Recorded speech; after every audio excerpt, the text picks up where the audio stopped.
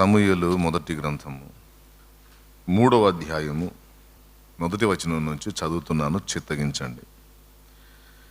బాలుడైన సమూయేలు ఏలి ఎదుట యెహోవాకు పరిచర్య చేయుచుండెను. ఆ దినములలో యెహోవా వాక్కు ప్రత్యక్షమగుట అరుదు, ప్రత్యక్షము తరచుగా తటస్థించుట లేదు.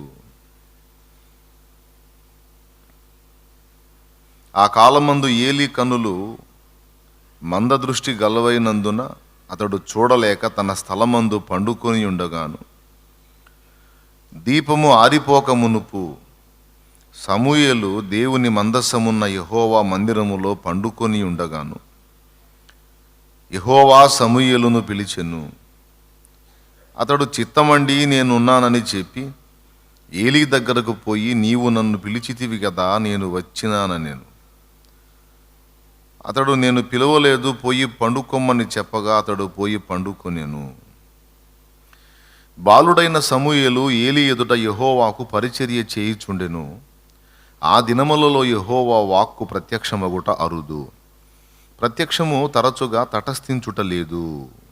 ఆ కాలమందు ఏలి కన్నులు మందదృష్టి గలవైనందున అతడు చూడలేక తన స్థలమందు పండుకొని ఉండగాను, దీపము ఆరిపోక మునుపు సమూయేలు దేవుని మందసమున్న యెహోవా మందిరములో పండుకొని ఉండగాను, యెహోవా సమూయేలును పిలిచెను.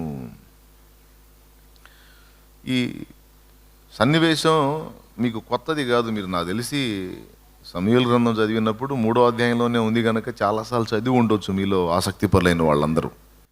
సమూయేలేమో బాలుడు, ఏలి ఏమో ముసలివాడు. సమూయేలేమో బాలుడు, దేవుడు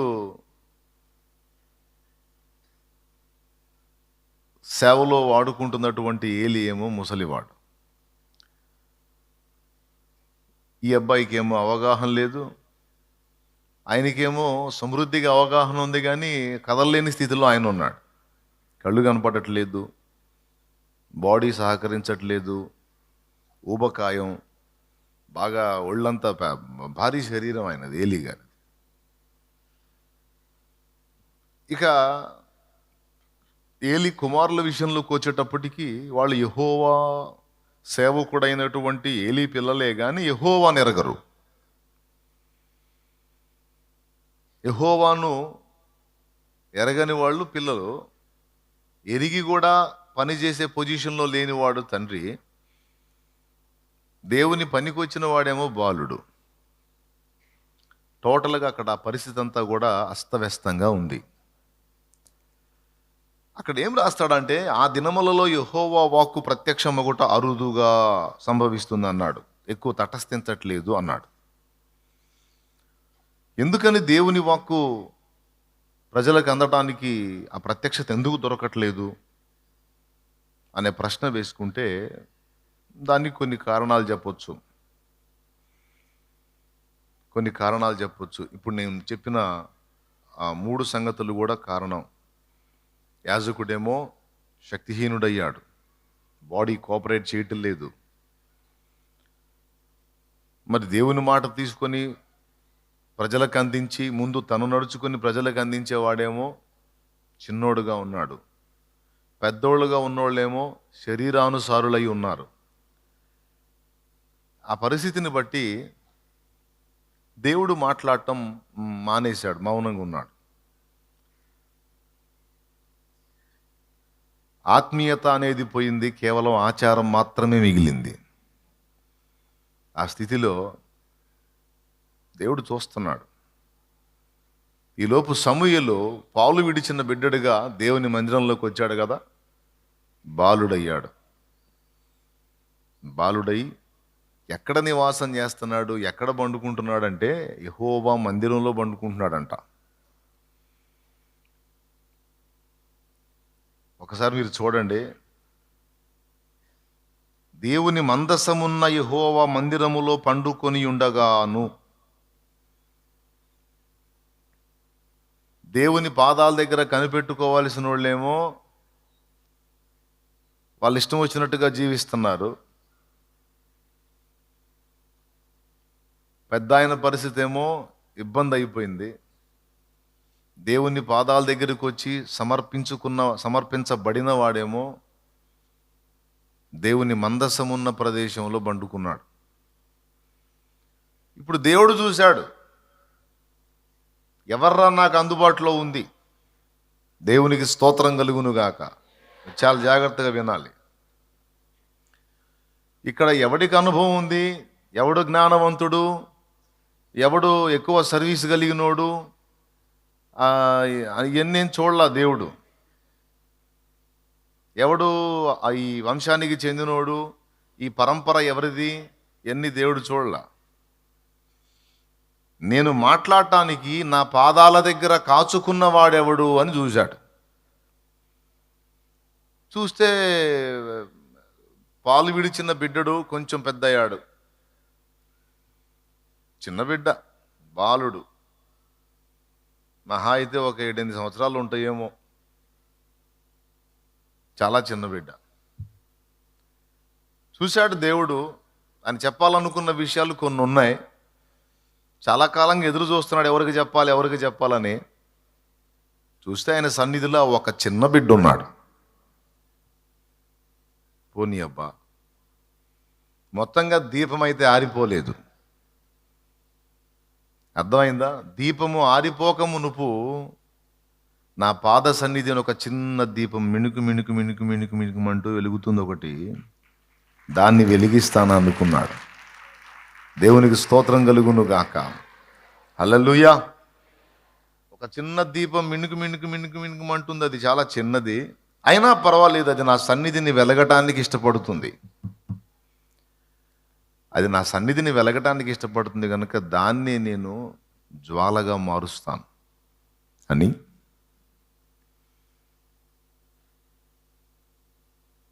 సమూయేలు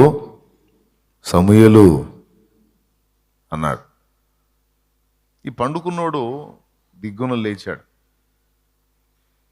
చిత్తమండి పిలిచితివే వచ్చితినని పోయాడు. ఎక్కడికి పోయాడు? ఏలీ దగ్గరకు పోయాడు. అదేంది, పిలిచింది ఎవరు? దేవుడు. పోయింది ఎక్కడికి? ఏలీ దగ్గరికి పోవటం ఏంది? చిత్తమండి నీ దాసుడు ఆలకించుచున్నాడు, సెలవివ్వండి అనాలి కదా. ఏలీ దగ్గరికి ఎందుకు వెళ్ళాడంటే, సమూయేలుని పిలిచింది దేవుడు ఏ స్వరంతో అంటే ఏలీ స్వరంతో పిలిచాడు. అర్థమైందా? కొంతకాలంగా అక్కడే ఉంటున్నాడు కదా, ఆ పెద్ద ఆయన స్వరం బాగా అలవాటు అయిపోయింది. ఆ స్వరం విని ఉన్నాడు.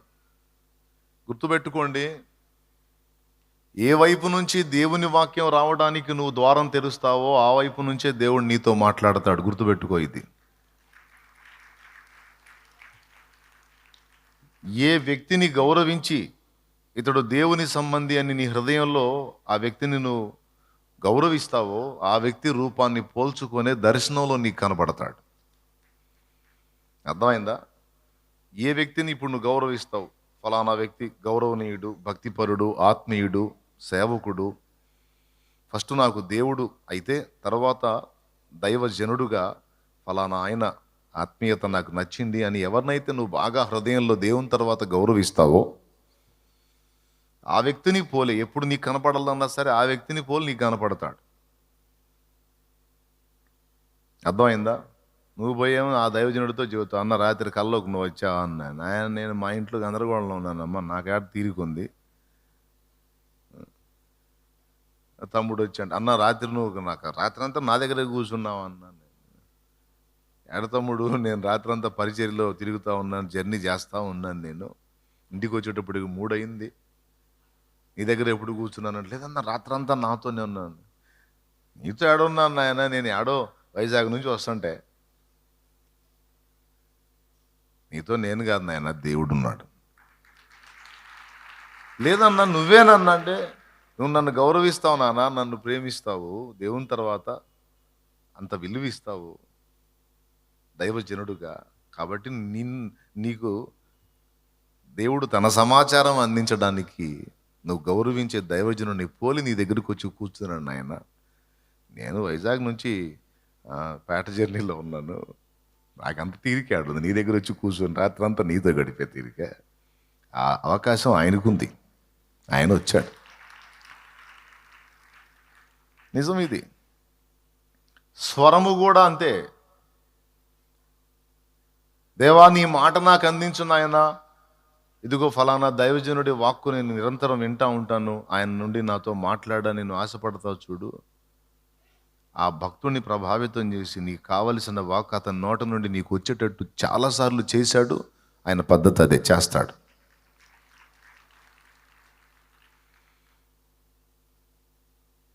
మూడు సార్లు పిలిస్తే 3 సార్లు ఆయన దగ్గరికి పోతాడు. చదవండి కిందికి. యెహోవా సమూయేలును పిలిచెను, అతడు చిత్తమండి నేనున్నానని చెప్పి ఏలీ దగ్గరకు పోయి, నీవు నన్ను పిలిచితివి కదా, నేను వచ్చినానని అతడు నేను పిలవలేదు, పోయి పండుకోమని చెప్పగా అతడు పోయి పండుకొనెను. యెహోవా మరలా సమూయేలును పిలవగా సమూయేలు లేచి ఏలీ యొద్దకు పోయి, చిత్తము నీవు నన్ను పిలిచితివి గనుక వచ్చితినని. అతడు, నా కుమారుడా, నేను నిన్ను పిలవలేదు, పోయి పండుకోమనెను. సమూయేలు అప్పటికి యెహోవాను ఎరుగకుండెను. అది పాయింట్. దేవుడు అతన్ని దర్శిస్తున్నాడు, అతన్ని పిలుస్తున్నాడు, అతనితో మాట్లాడుతున్నాడు, అతనితో వ్యవహరించడానికి దేవుడు ఇష్టపడుతున్నాడు, కానీ దాన్ని తెలుసుకునేంత శక్తి సమూయేలుకు లేదు. దేవుని విషయాలను గ్రహించేంత ఆ శక్తి, ఆ వివేచన అనేది పాపం సమూయేలుకు లేదు. పిల్లోడు, చిన్నోడు, పసిబిడ్డ ఏం అర్థం చేసుకుంటాడండి దేవుని లోతైన సంగతులు? పాపం ఆయన అందుకే కొంతకాలం ఆగాడు.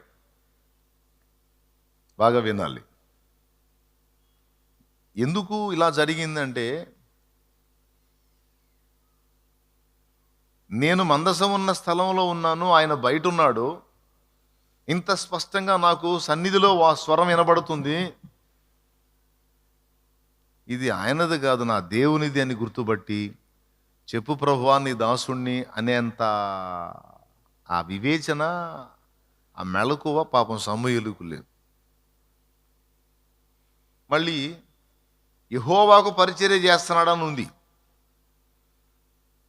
ఏలీ ఎదుట చూడండి, మొదటి వచనం, బాలుడైన సమూయేలు ఏలీ ఎదుట యెహోవాకు పరిచర్య చేయుచుండెను. పరిచర్య ఏమో యెహోవాకే చేస్తున్నాడు, పనంతా దేవుడికే చేస్తున్నాడు. పరిచర్య ఏమో యెహోవాకే చేస్తున్నాడు, కానీ యెహోవాని ఎరగడు. విచిత్రమైన మాటలు ఉన్నాయి అక్కడ. ఇట్లా కూడా జరిగిద్దా అంటే, ఆత్మీయ పసితనంలో ఉన్న వాళ్ళకి అంతే జరిగిద్ది. చేసేదేమో దేవునికే, కానీ దేవుడిని ఎరగని పరిస్థితి ఉంటుంది. తప్పు కాదు, దేవుడేం కోపడ్డాడు. నీకు నిజంగా తెలియకపోతే చిన్నగా ఆయనే అవగాహన కల్పించుకుంటాడు. సరే, 3వసారి కూడా మళ్ళీ స్వరం వినబడింది.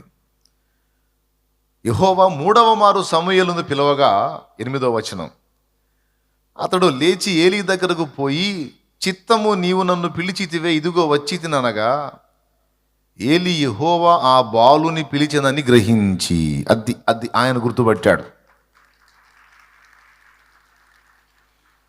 సమూయేలుకి అర్థం కాల.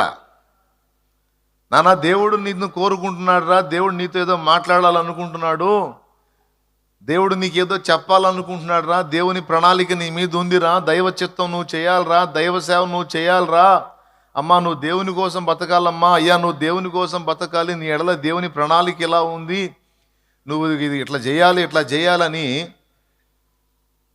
నీకు అర్థం కాకపోతే నీకు అవగాహన కల్పించేవాడు దైవజనుడు. నీకు జరుగుతున్న పరిస్థితులు, నీకు జరుగుతున్నటువంటి పరిణామాలు ఇవన్నిటిని కూడా అర్థం చేసుకుని నీ పట్ల ఉన్న దేవుని ఉద్దేశం ఏంటో నీకు స్పష్టపరిచేవాడు దైవజనుడు. అయితే దాన్ని తీసుకోకపోవటమా అనేది నీ ఇష్టం. కానీ దేవుని మూలంగా, దేవుని సేవకుని నోట నుండి నీకు ఏదన్నా ఒక విషయం వచ్చింది అంటే దానికి విధేయత చూపటం, దాని ప్రకారం నువ్వు అడుగులు వేయడానికి ప్రయత్నించటం నీకెంతైనా మేలు. నీకు గ్రహించే శక్తి ఉండదు.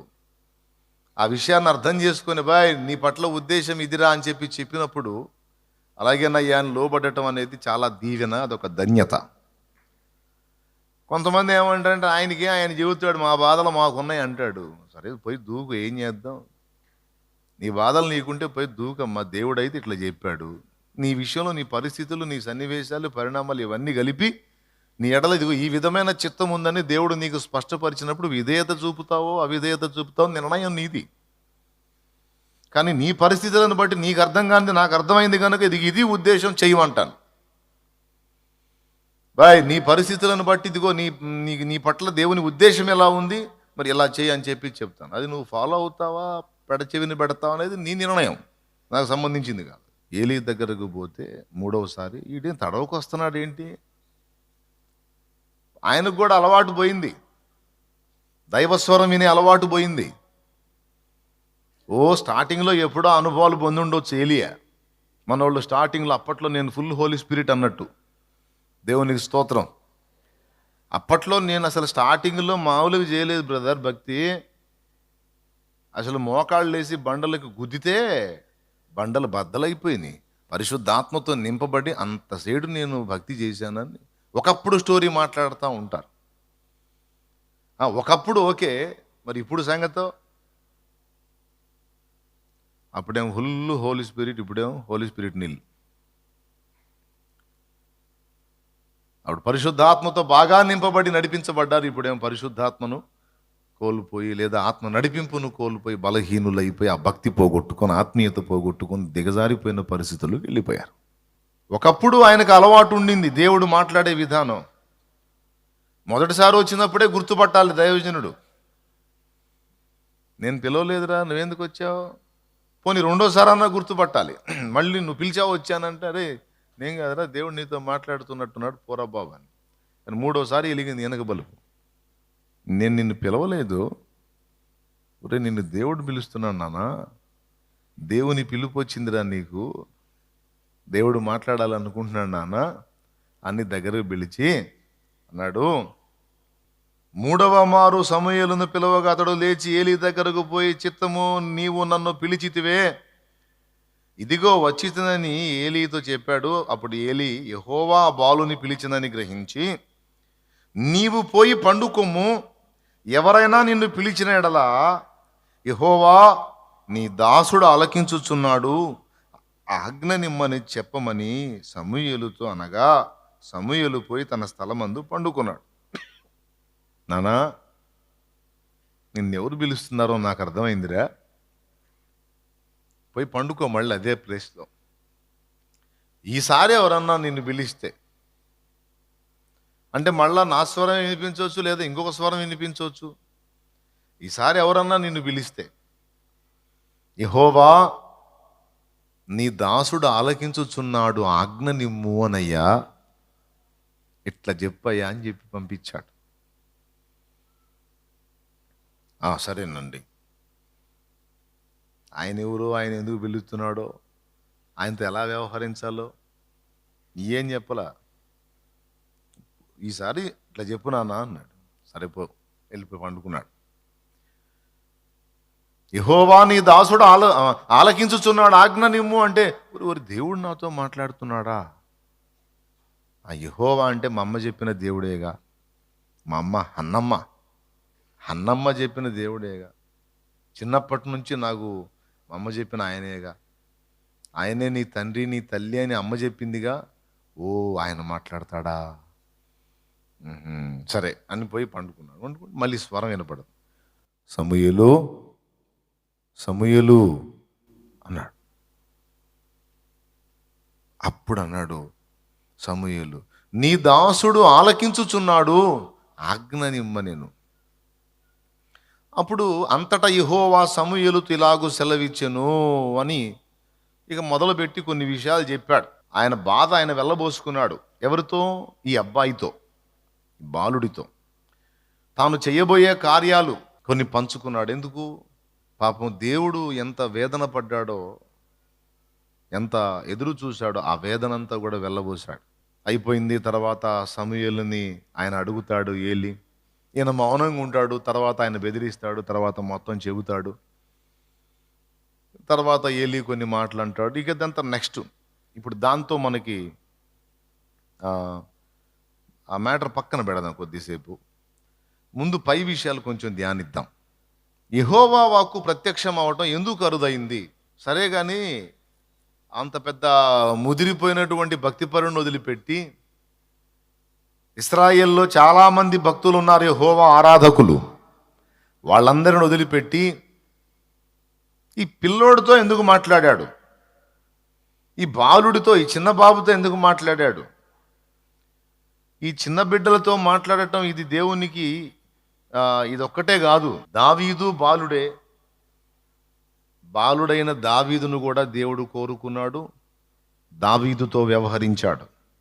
ఇర్మియా బాలుడే, ఇర్మియాను పిలిచినప్పుడు ఇర్మియా బాలుడే. ఇర్మియా గ్రంథము 1వ అధ్యాయం చూడండి ఒక్కసారి, చదువు నాన్న. 1వ అధ్యాయం 4వ వచనం చదువు. యెహోవా వాక్కు నాకు ప్రత్యక్షమై ఇలాగు సెలవిచ్చెను, గర్భములో నేను నిన్ను రూపింపక మునిపే నిన్ను ఎరిగి తిని, నీవు గర్భము నుండి బయలుపడక మునిపే నేను నిన్ను ప్రతిష్ఠించి తిని, జనములకు ప్రవక్తగా నేను నియమించి తిని. అందుకు అయ్యో ప్రభోగు యెహోవా, చిత్తగించుము, నేను బాలుడని మాటలాడుటకు నాకు శక్తి చాలదని నేను అనగా, యెహోవా నాకు ఇలాగు సెలవిచ్చెను. బాలుడను అని నీవు అనవద్దు, బాలుడని అనవద్దు. నేను నిన్ను పంపు వారందరి యొద్దకు నీవు పోవలెను, నీకు ఆజ్ఞాపించిన సంగతులను నీవు చెప్పవలెను. దేవునికి స్తోత్రం కలుగునుగాక. నువ్వు బాలుణ్ణి అనొద్దు నాన్న, నేను మాట్లాడినంత వరకే నువ్వు బాలుడివి. నేను నీ విషయంలో జోక్యం చేసుకోనంతవరకే నువ్వు చిన్నదానివి, చిన్నవాడివి. నేనంటూ నీకు తోడై ఉండి నా స్వరం నీకు వినిపించి నేను నీతో వ్యవహరించడం మొదలుపెట్టిన తర్వాత తల నెరసిన పెద్దలకు కూడా సమాధానం చెప్పే యోధుడవు నువ్వేరా బాబు అంటాడు. తల నెరసిన వృద్ధులకు కూడా, ఒరే బాబు నేను బాలుని అన్నావు కదా, నీ చేతనే నేను పలికిస్తా పో. జ్ఞానులమని వెర్రవీగుతూ ఉప్పొంగుతున్న తల నెరసిన వారికి కూడా నీ వైపు నుంచి నేను నా వాక్కును అందిస్తా పో. నేను నిన్ను టచ్ చేసేంత వరకే, నేను నిన్ను దర్శించేంత వరకే నువ్వు బాలుడివి. ఇక నేను నీకు అందుబాటులోకి వచ్చిన తర్వాత నువ్వు బాలుడివి కాదురా, పెద్దలకే పెద్దవి పో. అట్లుంటుంది దేవుని వ్యవహారం. ఎందుకంటే జ్ఞాన సముద్రం ఆయన, జ్ఞాన గని. ప్రభువు గొప్పవాడును, అధిక శక్తి సంపన్నుడు. ప్రభువు గొప్పవాడును, అధిక శక్తి సంపన్నుడు. జ్ఞానమునకు ఆయనే మితియులేని వాడనే, జ్ఞానమునకు ఆయనే మితియులేని వాడని. దేవునికి స్తోత్రము గానము చేయుటయే మంచిది, మనమందరము స్తుతి గానము చేయుటయే మంచిది. హల్లెలూయా. దావీదు బాలుడుగా ఉన్నప్పుడే దేవుడు వ్యవహరించాడు, ఇర్మియా బాలుడుగా ఉన్నప్పుడే దేవుడు వ్యవహరించాడు. ఇలా బైబిల్ గ్రంథంలో చాలామంది పసిబిడ్డలుగా ఉన్నప్పుడే దేవుడు వారితో వ్యవహరించాడు. పెద్దలతో మరి నిశ్చయంగా ఆయన వ్యవహరించును కదా, పిల్లల్నే వదిలిపెట్టలేదంటే. సరే, తనేం చెప్పాలనుకున్నాడో, తానేం చేయాలనుకున్నాడో ఇర్మియాకి చెప్పాడు, దావీదుకు చెప్పాడు, సమూయేలు కూడా చెప్పాడు. ఈరోజు నాదెంత వయసు నాయనా నేను చిన్నోడిని, నాదెంత వయసు నాయనా నేను చిన్నోడిని, చిన్నదాన్ని అని నువ్వు అనుకుంటుండొచ్చు. కానీ సమూయేలు ఇంకా నీకంటే చిన్న బిడ్డ, పసిబిడ్డ. అయినా ఆ బిడ్డతో మాట్లాడిన దేవుడు, చిన్న బిడ్డైన ఇర్మియాతో వ్యవహరించిన దేవుడు మరి నిశ్చయముగా నీతో వ్యవహరించును కదా. దేవుడు చూసుకునేది ఒక్కటే అండి, దేవుడు చూసుకునేది ఒక్కటే. ఆ ఒక్కట్లో రెండు మిక్స్ అయి ఉంటాయి. మళ్ళీ 2 అంటే 2 అని అనుకుంటారు కదా, అందుకని 2 కలిపి ఒకటే చేసి చెప్తా. సమూయేలుతో ఎందుకు మాట్లాడాడంటే, ఇశ్రాయేలు సర్వ సమాజములో ఆనాడు దేవునికి అందుబాటులో ఉంది ఆ పిల్లవాడే. ఇక్కడ అందుబాటులో ఉన్నోడు జ్ఞానవంతుడా, లేకపోతే జ్ఞానశూన్యుడా, బలవంతుడా, బలహీనుడా, పొట్టివాడా, పొడుగువాడా, తెల్లవాడా, నల్లవాడా, పిల్లవాడా, పెద్దవాడా అనేది ఏం చూడడు దేవుడు. ఎవరు నాకు అందుబాటులో ఉన్నారు, నా సన్నిధిని ఎవరు ప్రేమిస్తున్నారు, వారితో నేను మాట్లాడాలని అనుకుంటాడు ఆయన. అది దేవుడు వెతికేది నంబర్ 1లో ఏంటంటే అందుబాటులో ఉన్నవాడెవరు. ఒక్కొక్కటికి మంచి జ్ఞానం ఉంటుంది, కానీ బజార్లో మీద తిరుగుతాడు, వాడు దేవుణ్ణి పట్టించుకోడు. ఎందుకు? వాడి జ్ఞానం తగలేనా? ఒక్కొక్కటికి జ్ఞానం ఉండదు, కానీ దేవునికి అందుబాటులో ఉంటాడు, వానిని జ్ఞానంతో నింపి దేవుడు వాడుకుంటాడు. ఒక్కొక్కడికి సామర్థ్యం ఉంటుంది, ఆ సామర్థ్యం అంతా లోకానుసారతలో తగలబెడతాడు. ఒక్కొక్కడికి సామర్థ్యం ఉండదు, సామర్థ్యం లేకపోయినా దేవుని పాదాల దగ్గర కనిపెట్టుకుంటాడు. సమర్థుడు అయిన వాడు బజార్ల మీద తిరుగుతున్నాడు, లేదా లోకానుసారతను అనుసరిస్తున్నాడు, వాడినే వెతకొచ్చుకుందాం, వాడు వచ్చిందాక ఆగాల్సిందని దేవుడు ఉండడు. ఎందుకంటే మనుష్య సామర్థ్యం మీద దేవుడు ఆధారపడడు. దేవుడు తన శక్తి తనకుంది. ఖాళీ పాత్ర అయినా ఏ పాత్ర అయినా అందుబాటులో ఉన్న పాత్ర కావాలి దేవుడికి. అది ఖాళీ పాత్ర, చిన్న పాత్ర, బలహీన ఘటమా, నేను చూసుకుంటా. నాకు అందుబాటులో ఉన్నాడా లేదా, నాకు అందుబాటులో ఉందా లేదా. చిత్తము ప్రభువా ఇదిగో నీ దాసురాలను అంటుందా లేదా. చిత్తము తండ్రి ఇదిగో నీ దాసుడిని సెలవివ్వనైనా నీ మాట చొప్పున అడుగులేయటానికి నేను సిద్ధంగా ఉన్నాననే సిద్ధ మనస్సుతో నాకు అందుబాటులో ఉన్నాడా, అందుబాటులో ఉందా. నా పాద సన్నిధిని కనిపెట్టుకుంటున్నారా. యెహోవా మందసము అంటే ఏంటో తెలుసు. అప్పట్లో దేవుని సన్నిధి ఆ మందసం మీద ఉండేది. కరుణాపీఠం మీద యెహోవా సన్నిధి ప్రత్యక్షమయ్యేది. రెక్కలు సాచిన 2 కెరూబులు ఉంటాయి కదా ఎదురెదురుగా, ఒండొకటి ఎదురుగా అంట రాస్తాడు. అంటే ఇట్లా ఉంటాయి, అటుపక్క ఇటుపక్క మందసం పెట్టి మీద. ఆ కెరూబుల మధ్యలో ఉన్న ప్లేసే కరుణాపీఠం. అక్కడ మహిమ ప్రత్యక్షమైద్ది. ప్రధాన యాజకుడు వెళ్ళి అక్కడ రక్త ప్రోక్షణ జరిగించాలి. అంటే మందసం మీద కరుణాపీఠము, అక్కడ దేవుని సన్నిధి. చిన్నోడు ఎక్కడ పండుకున్నాడో తెలుసా? ఆయన సన్నిధిలో పండుకున్నాడు, ఆయన పాదాల దగ్గర ఉన్నాడు. పిచ్చి తండ్రికి జాలేసింది. ఒరే ఒరే ఒరే వీడు పసిబిడ్డ, తల్లి చెప్పిన మాట విని వీడు తను వ్యక్తిగతంగా నన్ను ఎరగకపోయినా అమ్మ మాటను బట్టి వచ్చి నా పాదాల దగ్గర పండుకున్నాడే పసిబిడ్డ. వీడికి నేను తప్పితే ఎవరు లేరు కదా. అమ్మ ప్రేమ దూరమైంది, నాన్న ప్రేమ దూరమైంది, వీడికి అన్నీ నేనే అని నా పాదాల దగ్గర కాసుకున్నాడు కదా. సరేలే, ఈ చిన్నోడ్నే నేను చేతపడతాను, వీడినే ప్రయోజకుడిగా చేస్తాను. ప్రస్తుతం నాకు అందుబాటులో ఉండి నేను మాట్లాడటానికి తగినవాడుగా ఆ పసిబిడ్డే ఉన్నాడని అతనితో మాట్లాడాడు.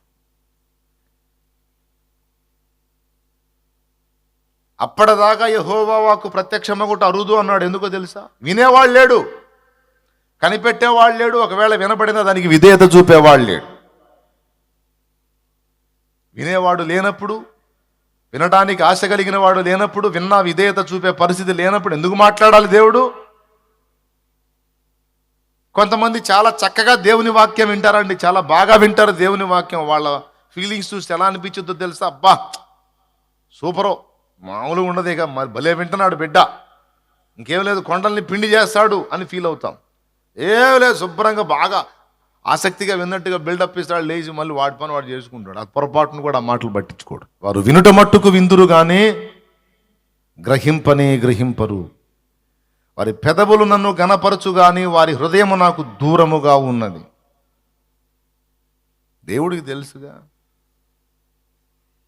ఒకటి, వినేవాడు అసలు లేడు, దేవుని వాక్కు కొరకు కనిపెట్టుకుని దేవుని సన్నిధిని వెతికేవాడు లేడు. ఒకవేళ ఎవడన్నా వినటానికి ఆసక్తి చూపినా దాన్ని అనుసరించే మనసు లేదు.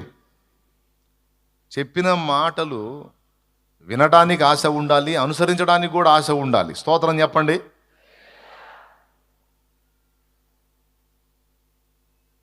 విని అనుసరించకపోయినా కోపమే. ఈరోజు చాలామందితో దేవుడు నాతో మాట్లాడుతున్నాడు అంటే నాకు సంతోషమే. కొంతమంది నాతో మాట్లాడట్లేదు అంటే లోపం, చూసుకోవాలి. ఈరోజు దైవజనులలో కూడా కొంతమందికి దైవస్వరం అందని పరిస్థితి వచ్చింది. దేవుని ఆత్మ నడిపింపును కోల్పోయిన దైవ జనాంగం ఉన్నది. ఎందుకు అలా జరుగుతుంది? దైవజనులకు కూడా దైవస్వరం ఎందుకు అందట్లేదు? దేవుని పిల్లలకు దైవస్వరం ఎందుకు అందట్లేదు అంటే మనల్ని మనం పరిశీలించుకోవాలి. అవిధేయత చూపుతున్నామేమో అని. 100 మాటలు దేవుడు మాట్లాడితే ఏ 2 మాటలో మన విధేయత చూపి 98 మాటలు పెడచెవిని పెడితే ఎందుకు మాట్లాడాలి నీతో? ఎందుకు చెప్పాలి తన చిత్తం నీకు? వినే బుద్ధి నీ దగ్గర లేదు కదా, నేర్చుకునే బుద్ధి, విధేయత చూపే బుద్ధి, లోబడే బుద్ధి. ప్రభువా నీ దాసుని నాయన సెలవి అని దేవుని పాదాలను ప్రేమించే బుద్ధి నీకు లేనప్పుడు ఎందుకు మాట్లాడాలి నీతో? నీకు ఒక విషయం చెప్పనా?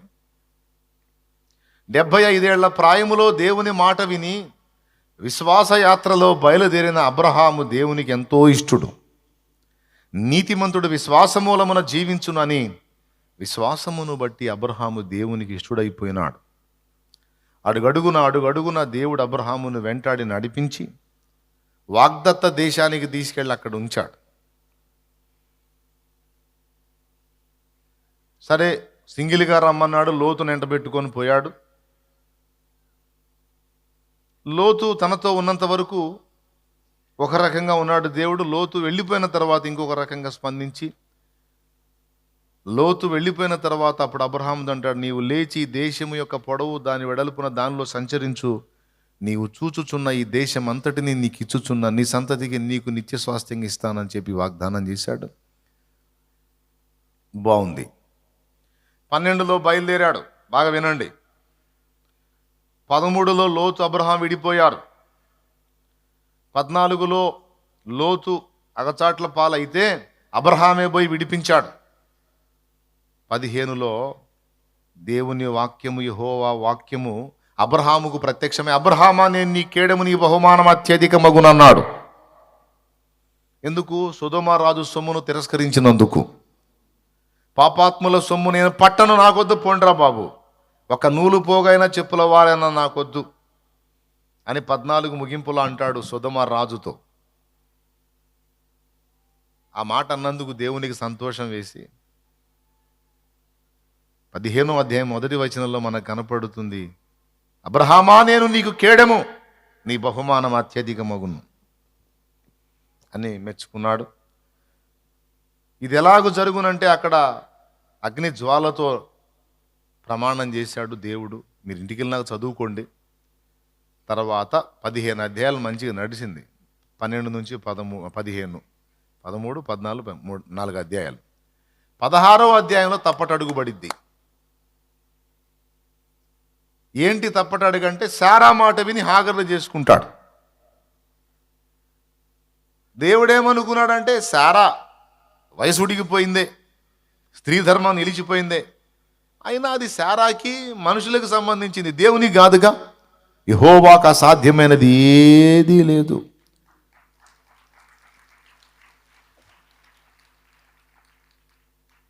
వేర్ల కల్లా ఎండిపోయిన దాన్ని మళ్ళీ పచ్చని దానిగా చేయగలడు. అబ్బా, పచ్చగా ఉందిరా, మహావృక్షమైందన్న దాన్ని కూడా ఎండిపోజేయగలడు. పచ్చని పచ్చిక బయళ్ళను ఎడార్లుగా చేయగలడు. ఎండిపోయిన ఎడార్లను పచ్చిక బయళ్ళుగా మార్చగలడు. ఆయనకు అసాధ్యమైంది లేదు. శూన్యంలో సృష్టిని చేయగలడు, సృష్టిని శూన్యంగా మార్చగలడు. ఉన్నదాన్ని లేనట్టు చేయగలడు, లేని దాన్ని ఉన్నట్టు పిలవగలడు. అది లేకపోయినా సరే ఆయన పిలిస్తే వచ్చిద్ది, అంతే. ఆయనకు అసాధ్యమైంది ఏమీ లేదు. సారమ్మ ఏం చెప్పిందంటే అబ్రాహాంకి, ఏమయ్యా 75 ఏళ్లలో పిలిచాడు, ఇప్పుడు 85 దాకా వచ్చినాయి, 10 ఏళ్ళు అయిపోయింది. నీకు సంతానం ఇస్తానని నీతో చెప్పాడు, నా ద్వారానే ఇస్తానని చెప్పలేదుగా. నాతో కాకపోతే మరో స్త్రీ ద్వారా సంతానం పొందినా అది నీదవుతుంది కానీ ఆమెది కాదు, నేను కంటే నాది కాదు, సంతానం పురుషుడిదే అవుతుంది కదా. కాబట్టి పనికిరాని దానికోసం ఎందుకయ్యా నువ్వు? కొంచెం దేవుడి కోఆపరేట్ చేయాలి మనం. ఎవరికి? దేవుని కొంచెం హెల్ప్ చేద్దామండి.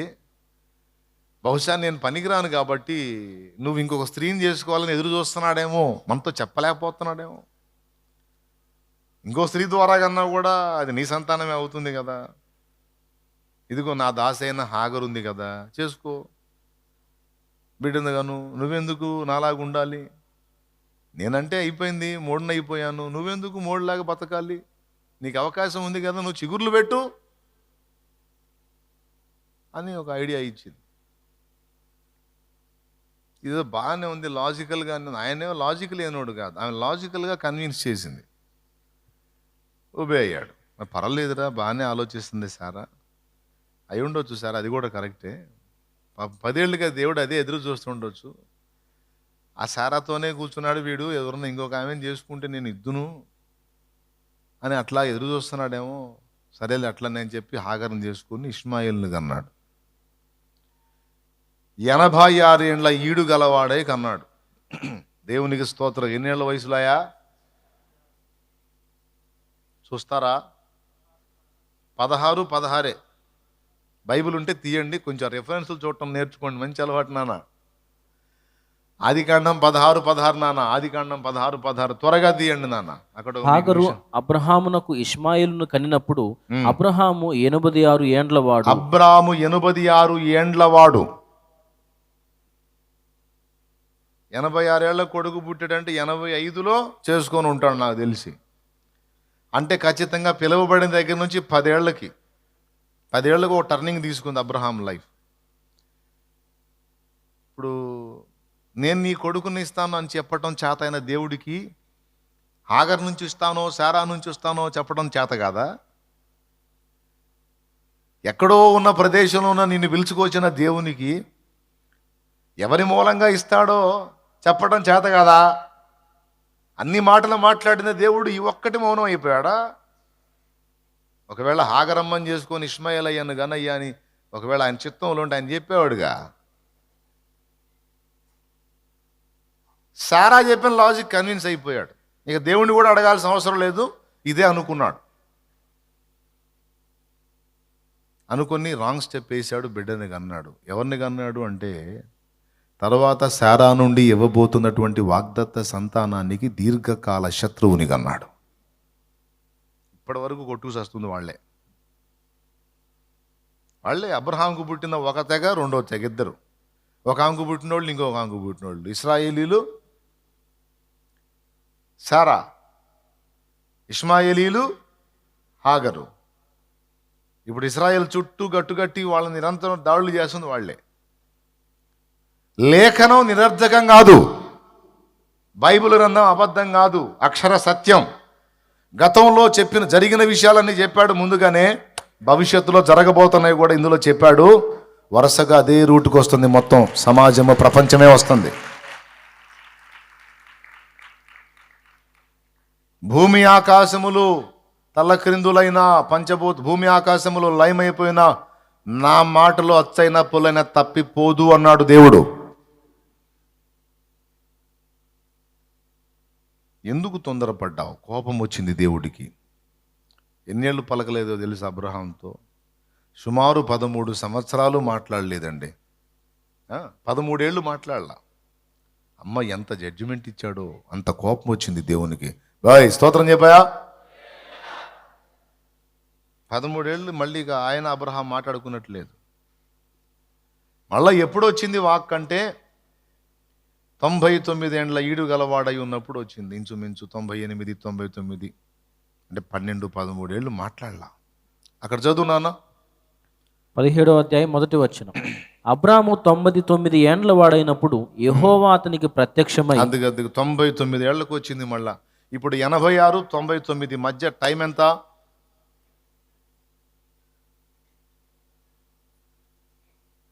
ఏందండి ఎవరు చెప్పట్లేదు కదా? మాట్లాడలా. చేసుకుంటున్నావు కానీ ఇష్టం వచ్చినట్టు చేసుకో. నీ మనసుకు తోచినట్టు నడుస్తున్నావు కదా కుమారుడా, నడువురా, నడు. నీ మనసుకు తోచినట్టు నడుచుకుంటున్నావు కా కుమారి.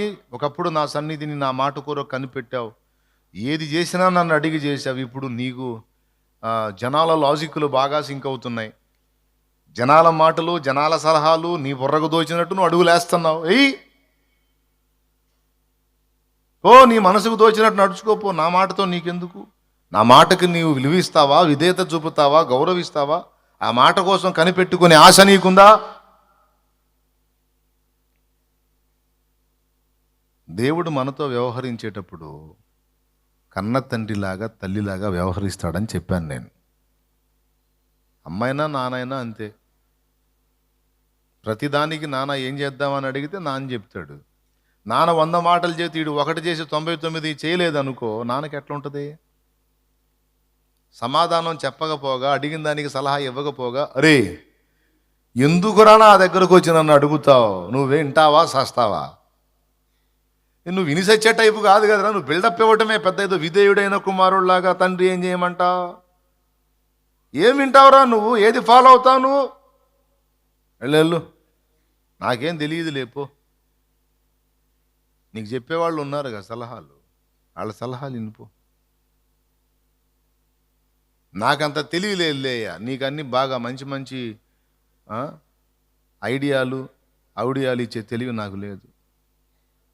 నీకు చెప్పేవాళ్ళు ఉంటారు, మళ్ళీ నువ్వు కూడా చాలా తెలివిగలదానివి, తెలివిగలవాడివి కదా, నీ మనసుకు తోచినట్టు చెయ్యి.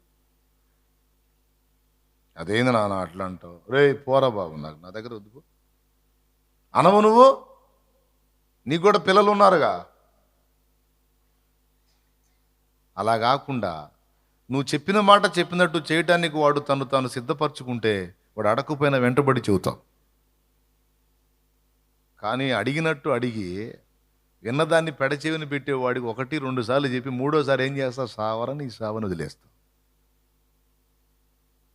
అవునా? దేవుడు కూడా అంతే సోదరా, దేవుడు కూడా అంతే. ఈ నూతన సంవత్సరంలో దేవుడు నీకు అందిస్తున్న ఒక వార్నింగ్ అండ్ ఒక ఆశీర్వాదకరమైన విషయం ఇది. గడచిన సంవత్సరాలు నా స్వరాన్ని పెడచెవిన పెట్టావు, నీ మనసుకు తోచినట్టు నడిచావు. కనీసం ఈ సంవత్సరమైనా నీవు నా స్వరం వెతుకుతావా? నా మాటకు విధేయత చూపడానికి మొదలు పెడతావా? నీతో చాలా మాట్లాడి నీ ద్వారా నేను కొన్ని సాధించాలనుకున్న కార్యాలు ఉన్నాయి నా కుమారుడా, నా మాట వింటావా అని అడుగుతున్నాడు ఈవేళ. కనీసం ఈ సంవత్సరం నుంచైనా నాకు లోబడతావా? మళ్ళొక్కసారి నీ హృదయం పట్టుదలతో నా మాటలు పట్టుకుంటావా? అయ్యో ఇశ్రాయేలు, నీవు నా మాట వినుట ఎంత మేలు. నువ్వు అనుకున్నాయి, నువ్వు సాధించేయని అల్పమైనవిరా, నీ ద్వారా నేను గొప్పవి చేయాలనుకుంటున్నాను నాన్న. ఇప్పుడు నువ్వేదో పొందుకున్నవన్నీ అల్పమైనవి, శ్రేష్టమైనవి నీకు ఇవ్వాలనుకుంటున్నాను. నీ ఎడల నూతన క్రియలు చేయాలనుకుంటున్నాను. నీవు గ్రహింపలేని గొప్ప కార్యములు నీకు చేయాలనుకుంటున్నాను. ఏబు గ్రంథంలో అంటాడు ఈ మాట. మనము గ్రహింపలేని గొప్ప కార్యములను ఆయన చెయ్యును. మనం గ్రహింపలేని కార్యాలు మన కోసం దాచిపెట్టాడు. మనం గ్రహింపలేని సంగతులు కూడా మనకు అర్థమయ్యేటట్టు చూపిస్తాడు. ఇర్మియా 33:3 నాకు మొర్ర పెట్టుము, నేను నీకు ఉత్తరం ఇచ్చేదను, నీవు గ్రహింపలేని గొప్ప సంగతులను నేను నీకు తెలియజేతును. ఏబు గ్రంథంలో అంటాడు, మనము గ్రహింపలేని గొప్ప కార్యములను ఆయన ఆశ్చర్య కార్యములను చెయ్యును. ఈ శుభవేళ ఎవరున్నారో ఇక్కడ కూర్చున్న వాళ్ళలో దేవుడు ఆశపడుతున్న వాళ్ళు, దేవుడు ఆశగా ఎదురు చూస్తున్న పాత్రలు, అది నువ్వా ఏవో నాకేం తెలుసు, ఆయనకి నీకే తెలియాలి. మీరే ఆలోచించుకోవాలి. ఒక నూతన తీర్మానం చేయాలి. నూతన తీర్మానం, నూతన అడుగులు, నూతన ఆశీర్వాదాలకు, నూతన క్రియలు జరగడానికి దోహదపడతాయి. ఎందుకు ప్రత్యక్షం అవటం అరుదైపోయింది? వినేవాడు లేడు, విన్నా విధేయత చూపేవాడు లేడు, మౌనం అయిపోయాడు. ఎవరికి వాడే తెలివితేటలు, ఎవరికి వాళ్ళకి సొంత ఆలోచనలు, సొంత బుద్ధి, స్వబుద్ధిని అనుసరించి బ్రతుకుతున్నారు. ఆయన పట్టించుకోవటల్లా. ఆయన సలహా వెతికేవాళ్ళు లేడు, ఆ సలహా చొప్పున చేసేవాళ్ళు లేడు, ఆయన ఉద్దేశాలు కనిపెట్టేవాళ్ళు, మౌనం అయిపోయాడు. ప్రియులారా, 13 ఏళ్ళు అబ్రహాముతో మాట్లాడలేదంటే ఎంత గాయపడి ఉంటాడు అబ్రహాం. ఒక్కసారి చూడండి. ఎందుకయ్యా మాట్లాడట్లేదు? ఎందుకని మౌనం. తండ్రి అలిగినట్టు అలిగాడు. బుద్ధి తక్కువ పని చేసావు నువ్వు, దరిద్రం తెచ్చిపెట్టుకున్నావు, అనుభవించు, నీ కర్మ అనుభవించను. మరి చెప్పిన మాట వినకుండా దరిద్రం తెచ్చుకుంటే కోపం కాదు, తన్నాలనిపించింది.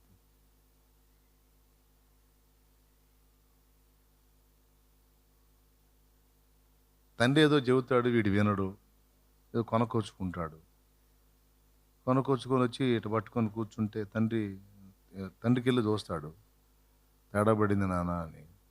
ఆయన ఏమంటాడు? సరే, తేడా పడింది నాన్న, సరేరా, ఏంది, ఏం చేద్దాం, ఏమో నాకేం తెలుసు, నాకేం తెలుసయ్యా, జగన్నాటక సూత్రధారిలాగా అన్నీ చేసావుగా, చేసుకో.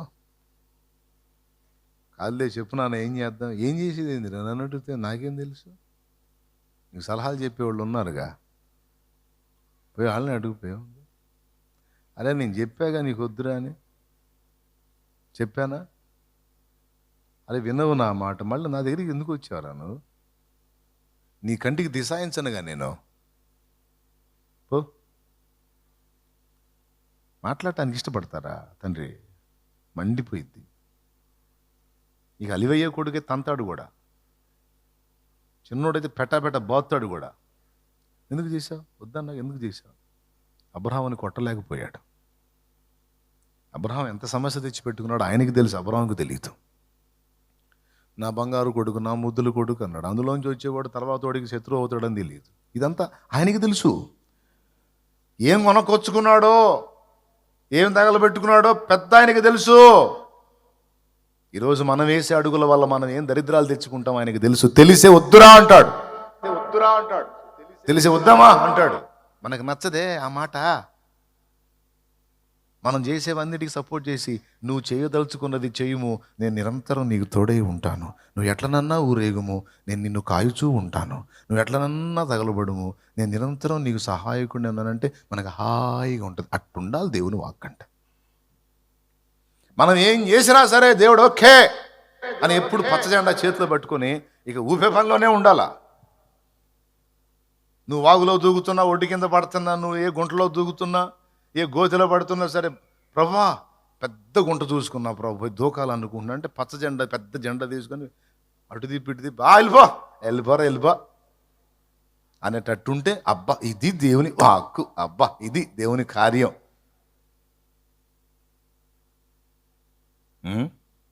ఆయనేమో అట్లా పచ్చ జెండాలు తీసుకునే టైపు కాదు. అవసరమైతే నువ్వే తీసుకొని ఆ పచ్చ జెండా నువ్వే ఒప్పుకొని నువ్వే పోయి దూకుసావురా అంటాడు. అంతకు మించి ఏం చేస్తాడు? ఏం అనుకోవాకుండా ఉన్న సంగతి ఉన్నట్టు చెప్తున్నాను నేను. దేవుణ్ణి ఎరగనోడు అంటే తీసేయండి. దేవుణ్ణి ఎరిగి నీకు మంచి ఆలోచనకర్త ఉండి కూడా నువ్వు సోది పనులు చేయటం, దరిద్రాలు తెచ్చుకోవటం, వద్దురా అంటే వినకుండా ఊరేగటం మంచిది కాదు కదా. దిద్దుకోవాలి కదా. ఈరోజు చెప్తున్నాడు దేవుడు, ఇప్పుడన్నా నా మాట వినరయ్యా, ఇకనన్నా లోబడరా, కాస్త నా సలహా తీసుకోయ్యా. దేవునికి స్తోత్రం కలుగును గాక. 13 ఏళ్ల తర్వాత మళ్ళా వాక్కు ప్రత్యక్షమైంది. బహుశా 13 ఏళ్ళు ఏడ్చుంటాడు. మాట్లాడవా, నాతో మాట్లాడవా. ఇంకేముంది, నేను ఇస్తాను అన్నదాన్ని నువ్వే పొందేశావుగా. కొడుకు పుట్టాడుగా, ఇంకెందుకు నాన్న నేను మాట్లాడేది? పొందుకున్నావుగా. కాదయ్యా ఏదో తేడా జరిగిందయ్యా అయ్యా మాట్లాడు. 13 ఏళ్ల తర్వాత అప్పుడు యెహోవా వాక్కు ప్రత్యక్షమై అబ్రాము హాము కూడా కాదు, అబ్రాము 99 ఏండ్ల వాడైనప్పుడు యెహోవా అతనికి ప్రత్యక్షమై అంటున్నాడు, నేను శారాకి శక్తి అయిపోయింది, శారా స్త్రీ ధర్మం ఉడిగిపోయింది, శారా బలహీనరాలు, శారా కనలేదు, అందుకని హాగర్ను చేసుకున్నావా? నేనెవరో తెలుసా? సర్వశక్తి గల దేవుణ్ణి. నేనెవరో తెలుసా? ఏదైనా చేయగల సమర్థుణ్ణే. నాకు అసాధ్యమైందా? శారాకి స్త్రీ ధర్మం ఉడిగిపోతే నేను మళ్ళా నూతన పరచలేనా? నీ అవయవాలు చెడిపోతే నేను వాటిని మళ్ళా నూతన పరచలేనా? నీ కిడ్నీలు చెడిపోతే నేను మళ్ళా వాటిని శుద్ధి చేయలేనా? నీ గుండె చెడిపోతే నేను తిరిగి దాన్ని బాగు చేయలేనా? నీ దేహములో విషతుల్యమైన కణజాలం, క్యాన్సర్ కణజాలం ఉంటే దాన్ని నిర్మూలపరచడం నా చేత కాదా? నీకు శరీరాన్ని ఇచ్చిన వాడును నేను, నీకు జీవితాన్ని ఇచ్చిన వాడును నేను. నీ దేహాన్నైనా, నీ పరిస్థితులనైనా, నీ కుటుంబాన్నైనా, నీ బిడ్డ పాపలనైనా సమస్తాన్ని చక్కదిద్ది నీకు ఆశీర్వాదకరమైన జీవితాన్ని ఇవ్వటకు శక్తి గలవాడను అని నీవెందుకు నమ్మలేదు? విశ్వాస వీరుడు అని నేను చెప్పుకోవటానికి ఇష్టపడ్డానే అబ్రహామా. నిన్ను జనములకు సాక్షార్థమై నిన్ను పిలిచానే. విశ్వాస వీరుడని నిన్ను గూర్చి లోకానికి చూపాలనుకున్నానే. అల్ప విశ్వాసంతో కూడిన పని చేశావు కదయ్యా. ఇప్పుడు చెప్తున్నాను విను. నింద తెచ్చుకున్నావు నువ్వు. నేను సర్వశక్తి గల దేవుడను, నా సన్నిధిని నడుచుచు నిందారహితుడవై ఉండు.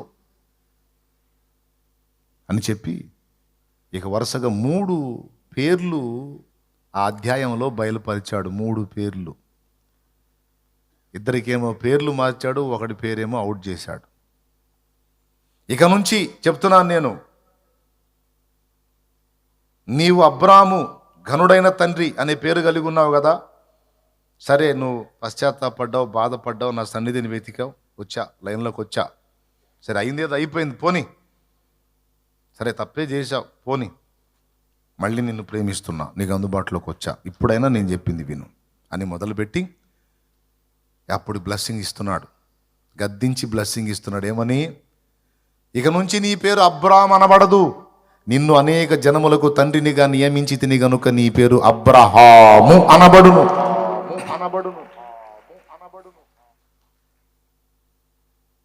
మళ్ళీ చెప్తున్నాడు, అనేక జనములకు నిన్ను తండ్రినిగా నియమించాను. అదేందండి, తండ్రిగా చేస్తాననాలి కదా, నియమించానేంది? ఆ పదం పట్టుకోవాలి మనం. నియమించటము అంటే అంతకుముందు తనది కాని పదవిలో ఒకరిని పెట్టడం. చేశాను అంటే ఆయనకి ఇవ్వటం. నియమించాను అంటే మరొకరి పదవి తొలగించి ఆ పదవిలో ఈయనను పెట్టడం. అనేక జనములకు నిన్ను తండ్రినిగా నియమించి తిని గనుక అంటే దాని అర్థం ఏంటో తెలుసా? భూలోకములోని సకల వంశములు అంటే అబ్రహాముకు పుట్టినోళ్ళు, అబ్రహాముకి పుట్టనోళ్ళు కూడా అబ్రహాముకు పిల్లలగునట్లు దేవుడు చేశాడట. ఏమన్నా అర్థమైందని నేను చెప్పింది? ఇప్పుడు నాకు పుట్టినవాడు నా కొడుకు అవుతాడు, కానీ నాకు పుట్టినవాడు నా కొడుకు ఎలా అవుతాడు? అవునా? కానీ దేవుడు అబ్రహాముతో ఏమంటున్నాడంటే, నీవు కన్న బిడ్డలకు నువ్వు తండ్రివే, దానికి నేనే నియమించాల్సిన అవసరంలా. కన్నదాన్ని బట్టి ఆటోమేటిక్గా నీకు హక్కు వచ్చేస్తుంది. కానీ నేను నిన్ను నియమిస్తాను. ఎట్లా అంటే, భూలోకములోని సకల వంశములను రక్షించే రక్షకుణ్ణి నీలో నుండి నేను రప్పిస్తాను. ఆయనను బట్టి, విశ్వాసమును బట్టి ప్రజలంతా, సకల వంశముల వారు విశ్వాసమును బట్టి అబ్రహాము సంతతి అవుతారు అనే మాటని, ఆ మర్మాన్ని ఆ చిన్న పదంలో మెన్షన్ చేశాడు దేవుడు. అనేక జనములకు తండ్రిగా నేను నిన్ను నియమించి తిని గనుక నీ పేరు అబ్రహాము అనబడును. అంటే జనములకు తండ్రి. కాబట్టి తెలుసుకొని జాగ్రత్తగా నడుచుకోవటానికి సిద్ధం అవ్వండి. అయిపోయిందా? అబ్రహాం పేరు మార్చాడు, అబ్రాము తీసేసి అబ్రహాము అని పెట్టాడు. ఈరోజు దేవుడు నీతో కూడా మాట్లాడుతున్నాడు. ఒక బిడ్డ విషయంలో తొందరపడ్డావు, సరే అయిపోయింది, అది అయిపోయింది, నిన్ను క్షమించాను.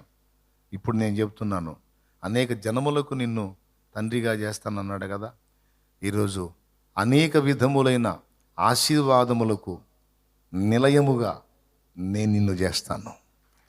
ఒక రకంగా చెప్పాలంటే, నీవు ఆశీర్వదించబడటం కాదు, నీవే ఒక ఆశీర్వాదంగా జనములకు ఉంటావు. నీవు ఆశీర్వాదముగా నుందువు అన్నాడు. ఆ మాట ఎక్కడుందో చూస్తారా? నీవు ఆశీర్వాదముగా ఉందువు, ఆశీర్వాద కారణంగా ఉందువు. తొందరపడుకు, సరిగా చూడు.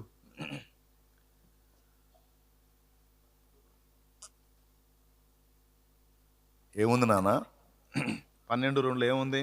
నిన్ను గొప్ప జనముగా చేసి నిన్ను ఆశీర్వదించి నీ నామమును గొప్ప చేయుదును, నీవు ఆశీర్వాదముగా నుందువు. అసలు ఆ మాట చూడండి, చివరి మాట.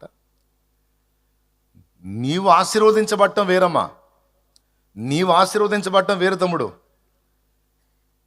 నువ్వు ఆశీర్వాదంగా ఉండటమేంది?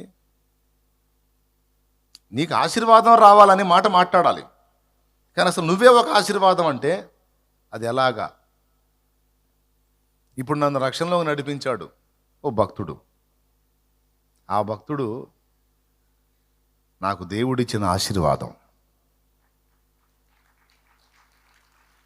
ఆ భక్తుడు నాకు వ్యక్తి రూపకమైన ఆశీర్వాదం, అది వ్యక్తిగా కనపడుతున్న ఆశీర్వాదం. ఇప్పుడు నా ద్వారా మీరు ఏదైనా ఆత్మీయ మేలు పొందితే నేను మీకేమయ్యాను? ఆశీర్వాదము. శాలేం అన్న ద్వారా మీరు ఆశీర్వదించబడ్డారా, లేకపోతే శాలేం అన్నే మీకు ఒక ఆశీర్వాదమా? అట్లా మిమ్మల్ని నడిపించే దైవజనుడు మీకు ఒక ఆశీర్వాదం. అట్లాగా ప్రజలు అబ్రహాముని ఏమంటున్నారో తెలుసా? అబ్రహాము ద్వారా మేము ఆశీర్వదించబడ్డామన్న పదం కదా, అబ్రహామే మాకు ఒక ఆశీర్వాదం. అట్లాగా నువ్వే జనములకు ఒక ఆశీర్వాదంగా ఉండేటట్టు నేను చేస్తానంటున్నాడు ఆయన.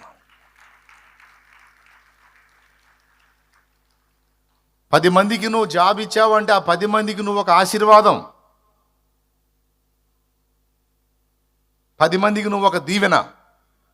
10 మందికి నీ ద్వారా అంత కడుపు నింపాడు, 10 మందికి అంత వస్త్రం ఇచ్చాడు, నీ ద్వారా 10 కుటుంబాలు పోషించబడుతున్నాయి అంటే ఆ 10 కుటుంబాలకి నువ్వే ఆశీర్వాదం. ఆ ఆశీర్వాదం వాళ్ళకి నీ రూపంలో ఉందన్నమాట. ఇంకా అర్థం కాకపోతే నేను చేయగలిగింది ఏం లేదు. అలా చేయబోతున్నాను నిన్ను. నువ్వు ఒక ఆశీర్వాదం అయిపోతావు సమాజానికి, జనానికి. అంటే వ్యక్తిగతంగా నువ్వు ఆశీర్వదించబడతావు, సమాజానికి, ప్రజలకు కూడా నువ్వు ఒక ఆశీర్వాదంగా ఉంటావు అన్నాడు. తర్వాత నీ భార్య అయిన శారాయిని, శారాయి అనవద్దు, శారా అని పిలువు. ఆమె రాజకుమారి. బలహీనురాలు, నిజంగా అన్నట్టే పనికిరాదని అనుకున్నావు కదూ. ఎందుకు అనుకున్నావు ఆమెను బలహీనురాలని? ఆ బలహీనురాలని బలవంతురాలని నేను చేయలేనా? ఆ శక్తిహీనురాలని శక్తి గలదానిగా నేను చేయలేనా? ఇదిగో గుర్తుపెట్టుకో, ఆమె గర్భము నుండి నేను వాగ్దానం చేసిన కొడుకు పుడతాడు.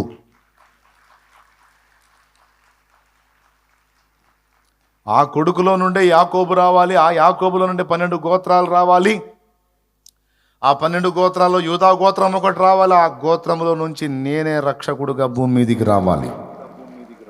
ఇది టోటల్ ప్లాన్. అన్నీ చెప్పడు నీకు, మొత్తం అసలు ప్రణాళిక అంతా చెప్పడు.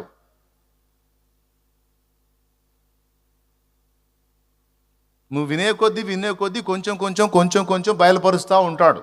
మన వ్యవహారం ఏంటో తెలుసా? మొత్తం షీట్ అంతా ఇవి దేవా అని అడుగుతాం. చూశారులే నీ సంబడం, ముందు మొదట చెప్పిన దానికి విధేయత చూపి తర్వాత చెప్తాను మిగిలిన మ్యాటర్ అంటాడు. కాదు బ్రో, టోటల్ ప్లాన్ ఏంటో మొత్తం అసలు మనకి మ్యాటర్ చెప్పండి అంటే అట్టు కుదిరిద్ది. స్టార్టింగ్ నుంచి ఎండింగ్ దాకా మొత్తం చెప్పమని కూర్చుంటావు, నువ్వు చెప్పడో. మొదటి మాటకు విధేయత చూపితే తర్వాత 2 మాటలు చెప్తాడు, 2టికి విధేయత చూపితే 4 చెప్తాడు, 4కి విధేయత చూపితే 6 చెప్తాడు, 6కి విధేయత చూపితే 14 చెప్తాడు, 14కి విధేయత చూపితే 24 చెప్తాడు. నువ్వు లోబడే కొద్దీ, నువ్వు లోబరుచుకునే కొద్దీ, ఆయన మాట వెదిగే కొద్దీ, విధేయత చూపే కొద్దీ ఆయన వాక్కు సమృద్ధిగా నీకు ప్రత్యక్షమైతే.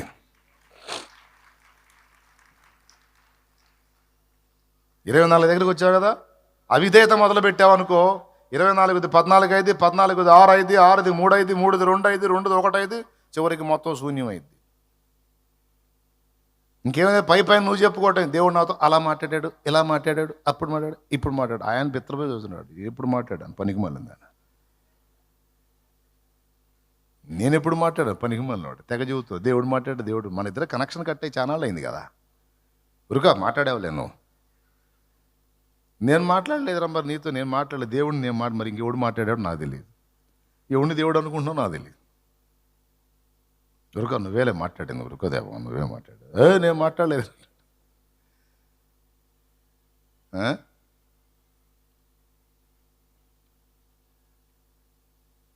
బిడ్డదారా, కొంచెం ఆలోచించండి నాయన, కొంచెం ఆలోచించండి. ఆ తర్వాత అన్నాడు అబ్రహాము, అయ్యా 86లో 75లో పిలిచావు, 86లో తేడా పడ్డాను, ఇప్పుడు 99. ఆ 75లో 86లో జయనోడి 99కి చేస్తావా? ఏదో చెబుతున్నావు. 100 ఏండ్ల వానికి సంతానము కలుగునా, 90 ఏండ్ల శారా కనునా అని మనస్సులో అనుకోనేను, బయటికల్లా మనస్సులో అనుకున్నాడు బాయ్. అప్పుడు ఆయన ఏమన్నాడో తెలుసా? అబ్రహాము నవ్వి అన్నాడు కదా. ఆ తర్వాత ఏమన్నాడు? ఏమయ్యా 100 వస్తున్నాయి, ఇక ఆమెకు 90 ఏందయ్యా అని మనసులో అనుకొని నవ్వి, నీ సన్నిధిని ఏదో తిప్పలు పడి మంచో చెడ్డో కన్నానుగా ఒకడిని, ఇక వాడితో తృప్తి చెందుతాలే, ఆ ఇష్మాయేలుతో. మన వ్యవహారం అంతా ఇంతే ఉంటుందండి, అంత అల్ప సంతోషమే, అంత 5 రూపాయల వ్యవహారమే. ఆయన 5 కోట్లు ప్లాన్ వేసుకొని ఉంటాడు. మనం 5 రూపాయలు చూసుకుని వాయమ్మో నాకు 5 అమ్మో అమ్మో 5 రూపాయలంటే 1 2 3 4 అమ్మ 5 ఓరి నీ తెలివి తగలయ్యా 5 కోట్లు ప్లాన్ ఉందిరా నాకు 5 కోట్లు ప్లాన్ ఉంది అంటాడు ఆయన.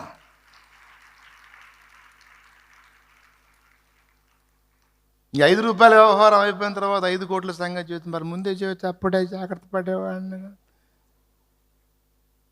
నువ్వు వినాలి కదరా నువ్వు ముందు. నువ్వేం పెద్ద పెద్ద ప్లాన్లు అంటావు, మరి ముందే చెబితే మేము జాగ్రత్త పడతాము.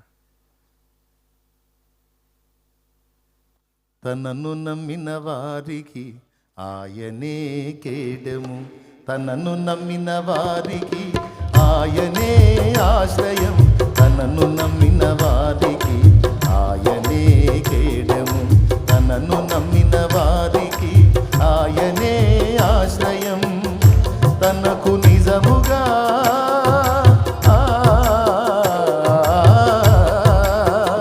తనకు నిజముగా మొర్రపెట్టు వారికి సమీపస్థుడు ఆ సర్వోన్నతుడు, సమీపస్థుడు ఆ సర్వోన్నతుడు, ఇశ్రాయేలు దేవుడు స్తోత్రార్హుడు, విరిగిన హృదయాలకు ఆయనే ఆసన్నుడు, విరిగిన హృదయాలకు ఆయనే ఆసన్నుడు, ఇశ్రాయేలు దేవుడు స్తోత్రార్హుడు.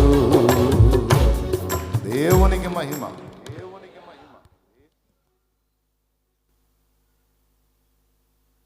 చరణంలో అదే ఉంటుంది. అబ్రహాముకు వాగ్దానము చేసిన దేవుడు, చేసిన వాగ్దానము నెరవేర్చినవాడు. ఎంత ధన్యత పొందుకున్నాడండి అబ్రహాం.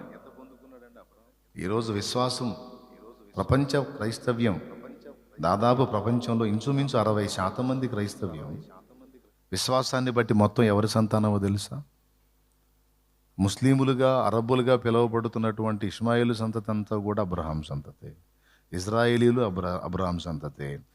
విశ్వాసాన్ని బట్టి ఏర్పడిన మనమంతా అబ్రహాం సంతతే. ఇప్పుడు భూజనములన్నీ కూడా ఎవరి సంతతి కింద మెజారిటీ ఉందో చూడండి మీరు. మాట తేడా ఉండదు, ఆయన పలికాడంటే అంతే. ఈయన అంటాడు, ఇంత విని కూడా మళ్ళీ అంటాడు 100 ఏళ్ల వానికి సంతానం కలిగిన 90 ఏళ్ల సారా కనునా ఆ ఇష్మాయిల్ని బతకనేనా ఆయన. మనం అంతే కదా, ఇంతవరకు చాలే ప్రభువా, ఇంతవరకు దీవించాయా, స్తోత్రం నాయన, చాలా చేద్దాం అనుకున్నాను, వద్దులే ప్రభు ఇంతవరకు చాలు. నేను కానీ బ్రిక్స్ కంపెనీ దీవించమన్నట్టు. ఒరే సేవకు రారా ఆయన పిలుస్తుంటే, ఏం సేవ నా వల్ల ఎక్కడైంది, నేను అసలు టెంప్టేషన్ ఎక్కువ నాకు, నేను అసలు ఊరకనే బలహీన పడిపోతాను, కోపం ఎక్కువ, తొందరపాటు ఎక్కువ, ఆవేశం ఎక్కువ, అన్నీ ఎక్కువే ప్రభు, వద్దులే ఆయన ఎందుకు వచ్చిన కూడా, నీ పరువు పోయింది నన్ను పిలిచావంటే సేవకి. నాకు ఆశ ఉందిలే కానీ, ఆత్మల భారం ఉందిలే కానీ, రక్షించాలని ఉందిలే కానీ దానికి సామర్థ్యం నాకు లేదు. అందుకని ఆ భారం కలిగి కష్టపడే వాళ్ళకి హెల్ప్ చేస్తా, నన్ను మాత్రం ఆశీర్వదించు. ఎందుకు? సేవ అయితే అన్నీ కంట్రోల్ చేసుకోవాలి. విశ్వాసిగా అనుకో, ఎక్కడ నడప అడుగులు జారినే పెద్ద ప్రాబ్లం ఏమి ఉండదు. మళ్ళీ దేవుని పాదాలు పట్టుకోవచ్చు, లేకపోతే అయ్యగారే మనల్ని లాక్కొస్తాడు అవసరమైతే. డైరెక్ట్గా మనమే అయ్యగారు అయ్యామనుకో, ఇక దేవుడే లాగాలి కానీ మనం లాగేవాడు ఉండడు. మనం లాగేవాడు లేకపోగా మనం ఎటుగదిలను ఆక్షేపించేవాళ్ళు ఉంటారు. ఎందుకు వచ్చిన గొడవ? దేవునికి స్తోత్రం. మళ్ళీ చర్చిలోకి వెళ్ళి కూర్చుంటే వాక్యంలో స్ట్రైట్గా నాతోనే మాట్లాడరా, నువ్వు లోబడరా అంటుంటాడు. ఏమా ఇంతమంది ఉన్నారు, వీళ్ళు ఎవరు కనపట్లేదు నీకు, ఎక్కడో కూర్చున్న వెనకెళ్ళి చూపించి నువ్వే కావాలి నాకంటావు, ఏదైనా అదే పగబట్టావా అని అక్కడ గోడగా అనుకొని ఏడ్చుకునేవాడు. నాకు అర్థమవుతుంటుంది, క్లియర్గా నాతోనే మాట్లాడుతున్నాడు, ముక్కు సూటిగా నన్నే టార్గెట్ చేస్తున్నాడు, నాకు అర్థమవుతుంటుంది. ఏం చేయాలా? ఏడ్చుకుంటా కూర్చునేవాడిని. రావటానికి ఏమో ధైర్యం లేదు, నీ మాటలు వింటుంటేనేమో ఉండలేకపోతున్నాను అని మళ్ళీ కాసేపు ఆయన మైండ్ మార్చుకొని, వదిలే బిజినెస్ దీవించు ఆయన, డెవలప్ చేయి, ఇంకా పెద్ద కంపెనీ చేయి, నిజంగా దేవుడు సరేలే సావురా ఆమెన్ అన్నాడు అనుకో, అట్లా అందులోనే ఉండరాను ఆమెన్ అంటే రాళ్ల మండలు పెట్టుకొని కూర్చునేవాడిని రాసుకుంటా. అవునా?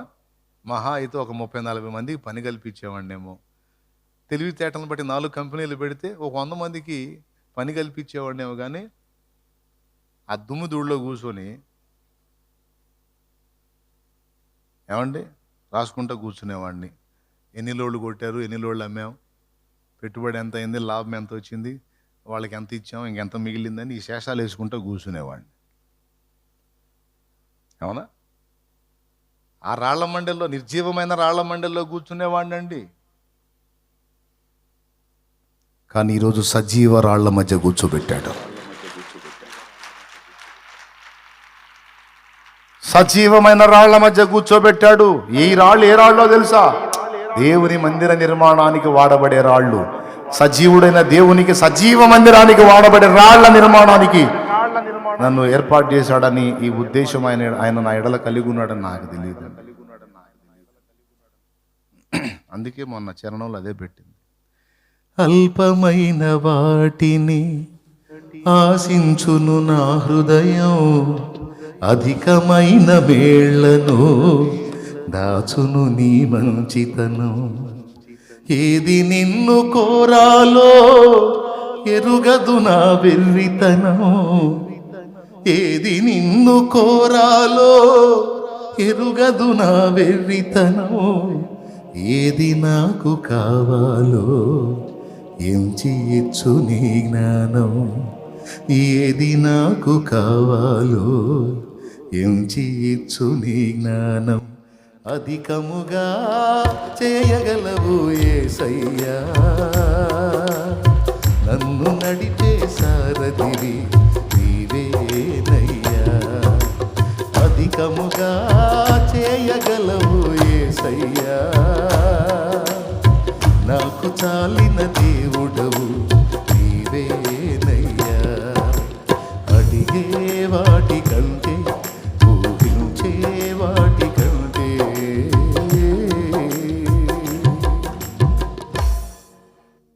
దేవునికి మహిమ కలుగునుగా.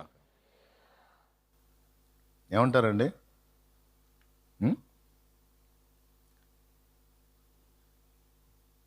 చెప్పండి, మన ఆలోచన బాగుంటుందా, దేవుని ఆలోచన బాగుంటుంది?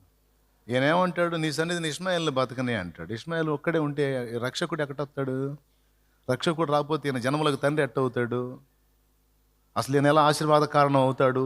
భూలోకంలోని సకల వంశాలు ఇతని వల్ల ఎలా ఆశీర్వదించబడతాయి? అచ్చంగా ఇష్మాయేల్ ఒక్కడే ఉంటే. ఇష్మాయిలు కాదు, ఇస్సాకు రావాలి. ఇస్సాకులో నుండి యాకోబు రావాలి, యాకోబు నుండి యూదా రావాలి, యూదా నుండి దావీదు రావాలి, దావీదు ఆ పరంపరలో యోసేపు మరియలు రావాలి, మరియలో నుండి యేసు రావాలి. యేసు యూదా గోత్రపు వాడనబడాలి. ఇది టోటల్ ప్లాన్. ఎక్కడి నుంచి ఆడికి చూశాడో చూడండి. అది దూరపు చూపు దేవుడిది. ఇప్పుడు చెప్పండి, మనది బుద్ధిహీనత కాదా? ఎంతమంది ఒప్పుకుంటారో చేతులు ఎత్తండి. మన ఆలోచనలు, మన ఔడియాలన్నీ పనికి మన ఔడియాలు.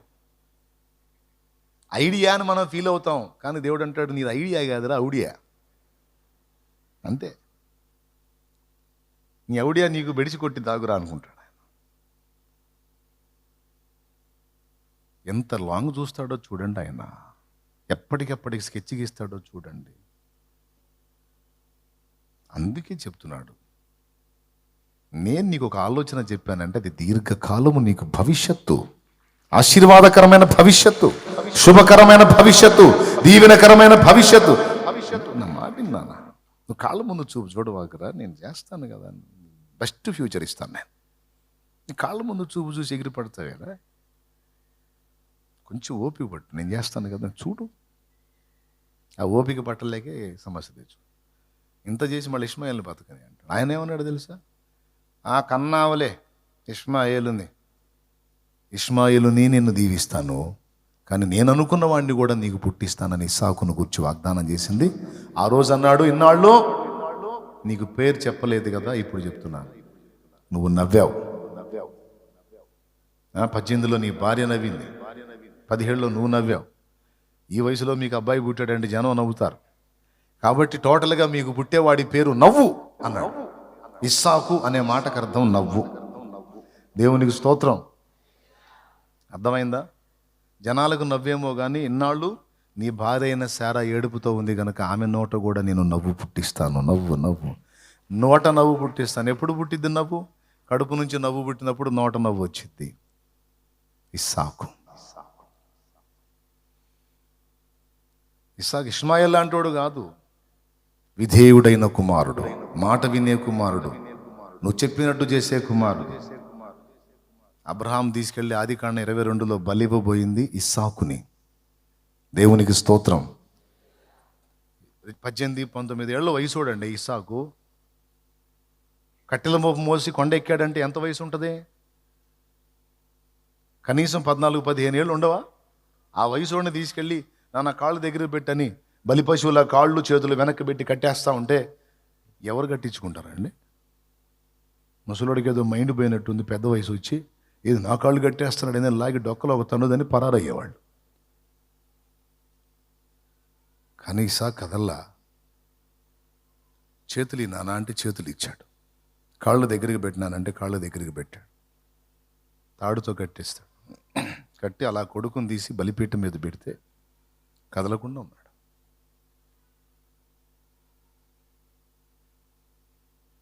తన ప్రాణమును కాపాడుకోవటానికి ఇష్టపడలా. నాకు జన్మనిచ్చింది నాన్నకు తోడై ఉంది దేవుడు.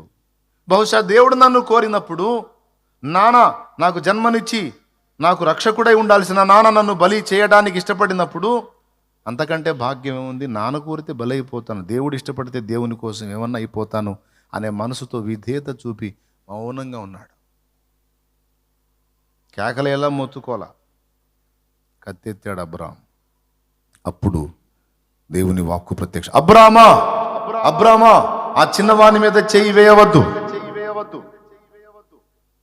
అతనినేమీ చేయకుము, నీకు ఒక్కడై ఉన్న నీ కుమారుని నాకియ్య వెనుతీయలేదు గనుక నీవు దేవునికి భయపడువాడవని ఇందును బట్టి నాకు తెలిసినది. ఆ తర్వాత వాగ్దానం మళ్ళీ చూడండి ఏమంటాడు.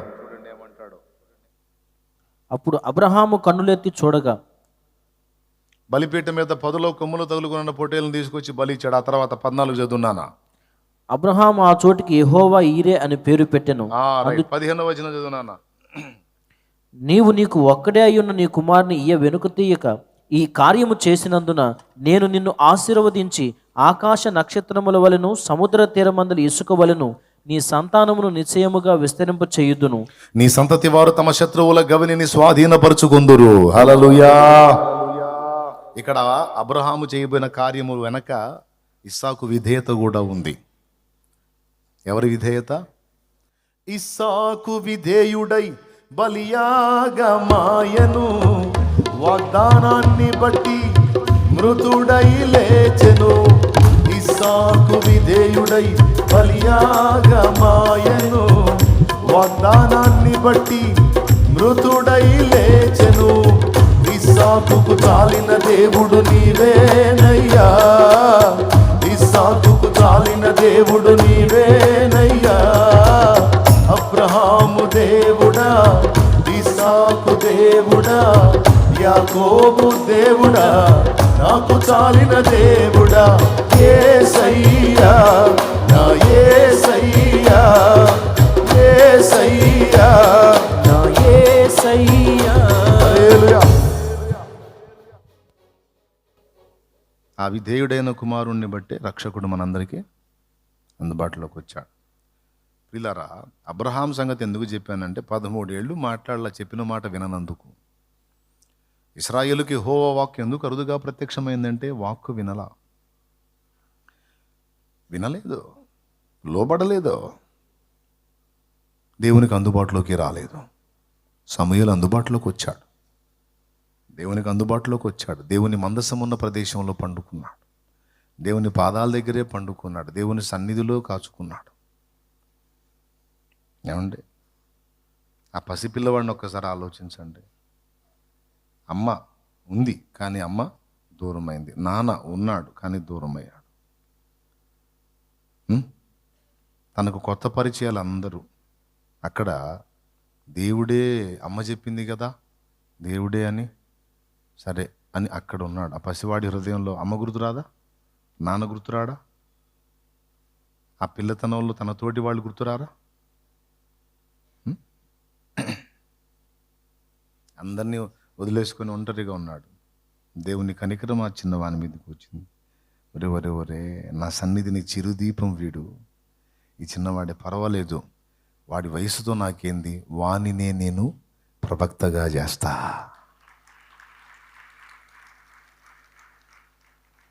నీ చదువు, నీ జ్ఞానం, నీ టాలెంటు, నీ పనితనాలు దేవుడికి అవసరం లేదు.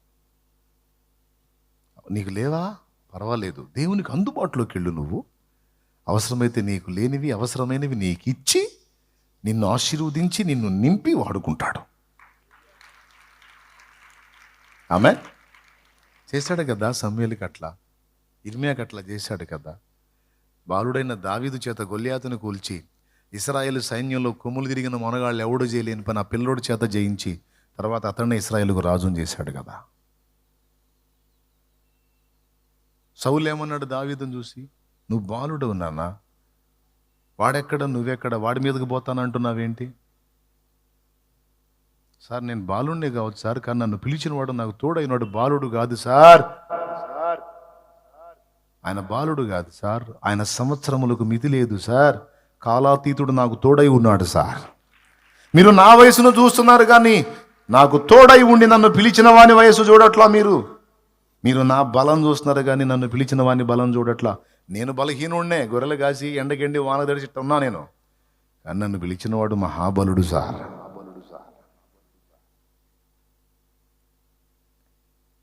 సరే పో అంటే కొట్టాడు.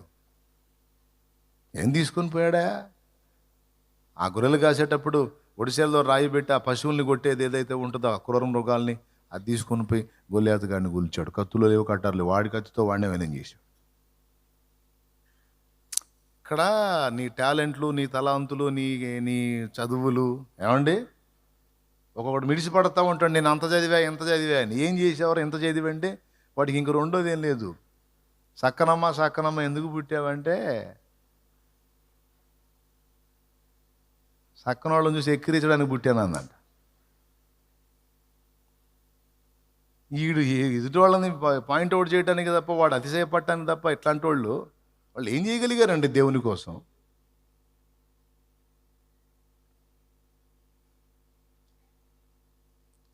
ఆరో తరగతి 2 సార్లు 3 సార్లు తప్పానన్నాడు ఒక దైవజనుడు. అలాంటి వ్యక్తిని పెట్టుకొని లక్షల మందిని రక్షణలో నడిపించిన కార్యం దేవుడు చేశాడు. ఇప్పుడు చెప్పండి మరి, నేను పిహెచ్డి చేశాను, నేను ప్రొఫెసర్ని, నేను సర్ర అని మాట్లాడేవాడు. ఏం చేసావురా నువ్వు? సాంబారు. ఆ సాంబార్ అన్న చేత తింటరా నీకు చేయటానికి?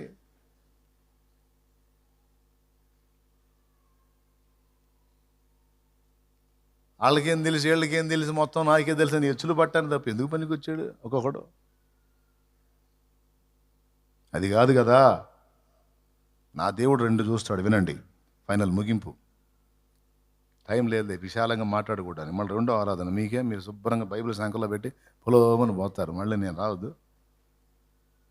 స్తోత్రం, హల్లెలూయా. 2, 1 దేవునికి అందుబాటులో ఉన్నామో లేదో చూస్తాడు.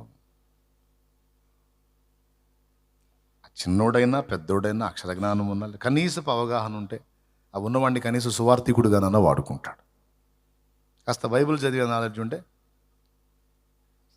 కాపరిగా నిలబెట్టి వినియోగిస్తాడు. విధేయులైన బిడ్డలకు బైబిల్ జ్ఞానం లేకపోయినా వాళ్ళకి సహకారాలను ఇచ్చి వాళ్ళని కాపర్లుగా కూడా వాడుకుంటున్నాడు దేవుడు.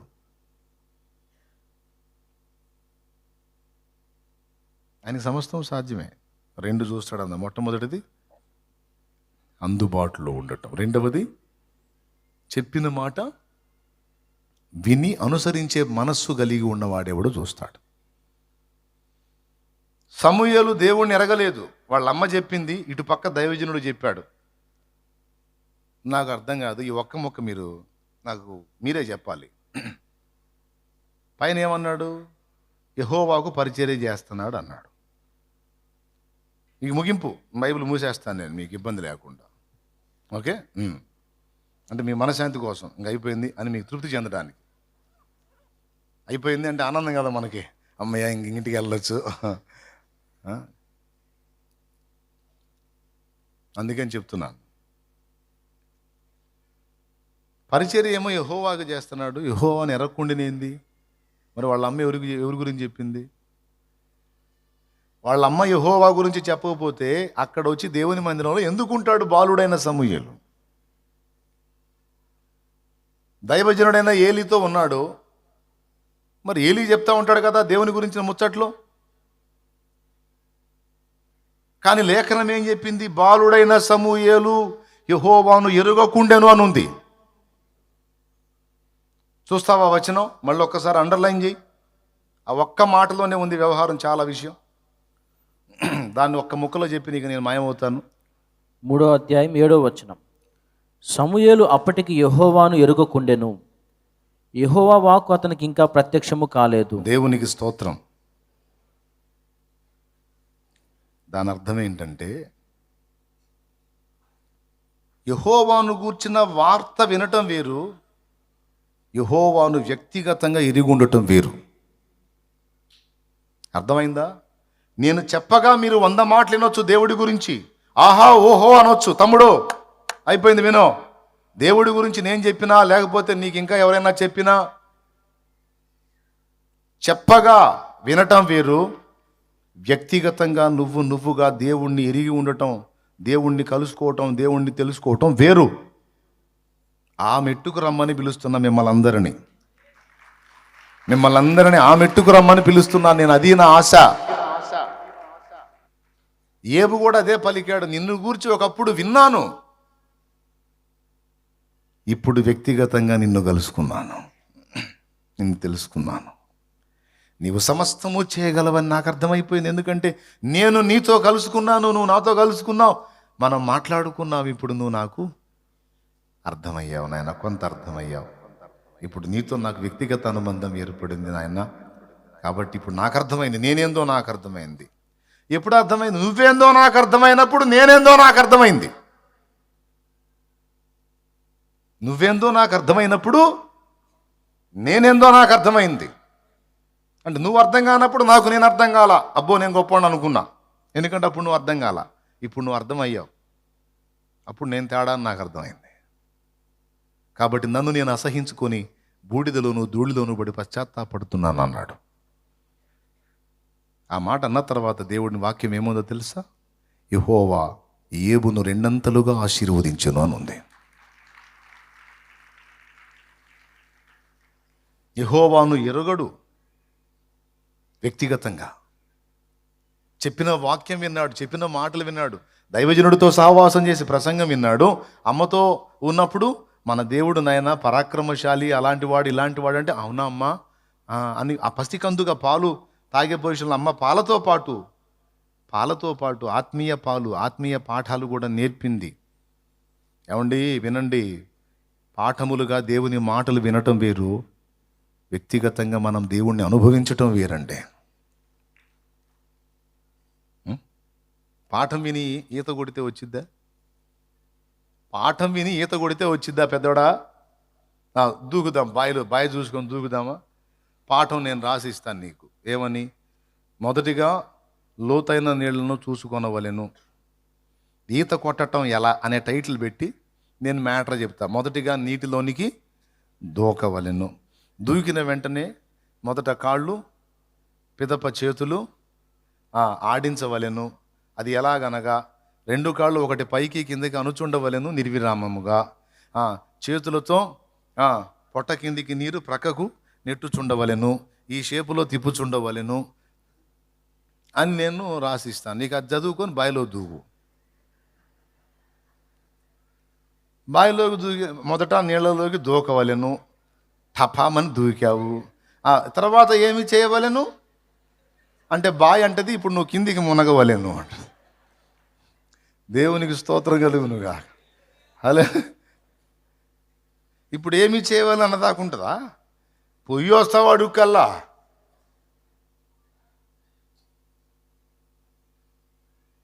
అవునా? ఆ పెద్దవాళ్ళని అడిగితే ఏం చెప్తారు? అరే బాయ్ ఎందుకురా, మోకాళ్ళు నీళ్లు చూసుకోరా, అప్పుడు నీ ప్రాక్టీస్ అంతా అందులో చేసుకో. ఒకవేళ నువ్వు మునిగినా అవి నడుములో నీళ్ళే కాబట్టి తేడా పడితే లేచి నిలబడొచ్చురా, బతుకుతావు. ఒకేసారి పెద్ద బాయ్ చూసుకొని దూకామనుకో పోతావురా అని చెబుతారుగా పెద్దవాళ్ళు అనుకోగలరు. ఈత కొట్టడం ఎలా అని పుస్తకం చదివి దూకితే పోతాం. ఎలా తెలిసిద్ది మనకంటే ప్రాక్టికల్గా మనం చిన్నదానిలో చూసి సాధన చేస్తే మనకు అర్థమైంది. అట్లా దేవుని గురించిన మాటలు వినటం వేరు, దేవుణ్ణి మనం వ్యక్తిగతంగా కలుసుకోవటం వేరు.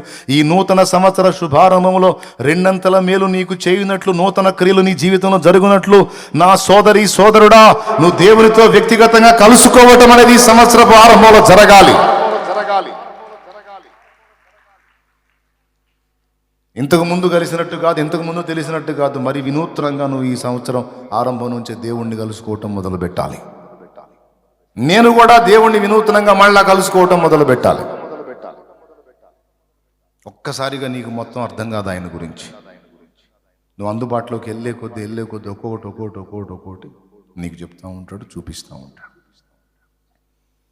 అంతా అర్థమైపోయి దొరికేసి ఏదో నీ సంఖలోకి వచ్చాడు ఆయన.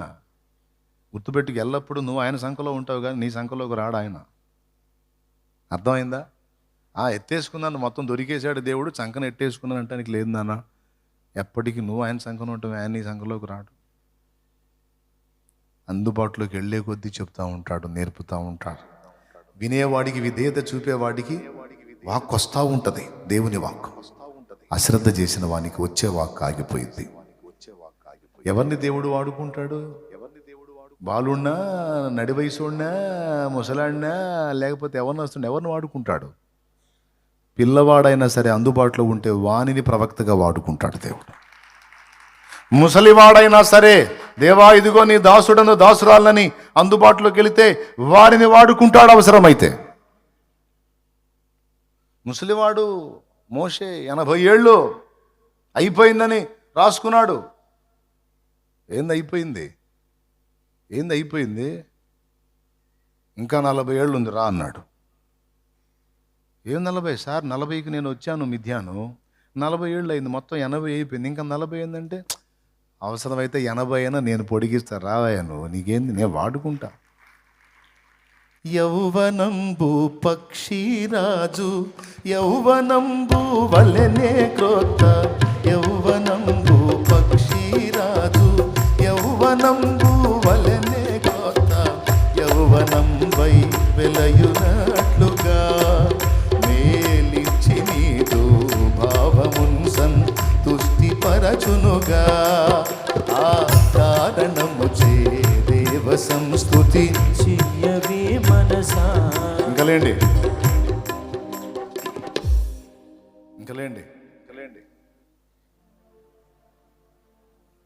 చాలా చెప్పాలని మరి మా టైం లేదు, మరి ఏం చేద్దాం? మరి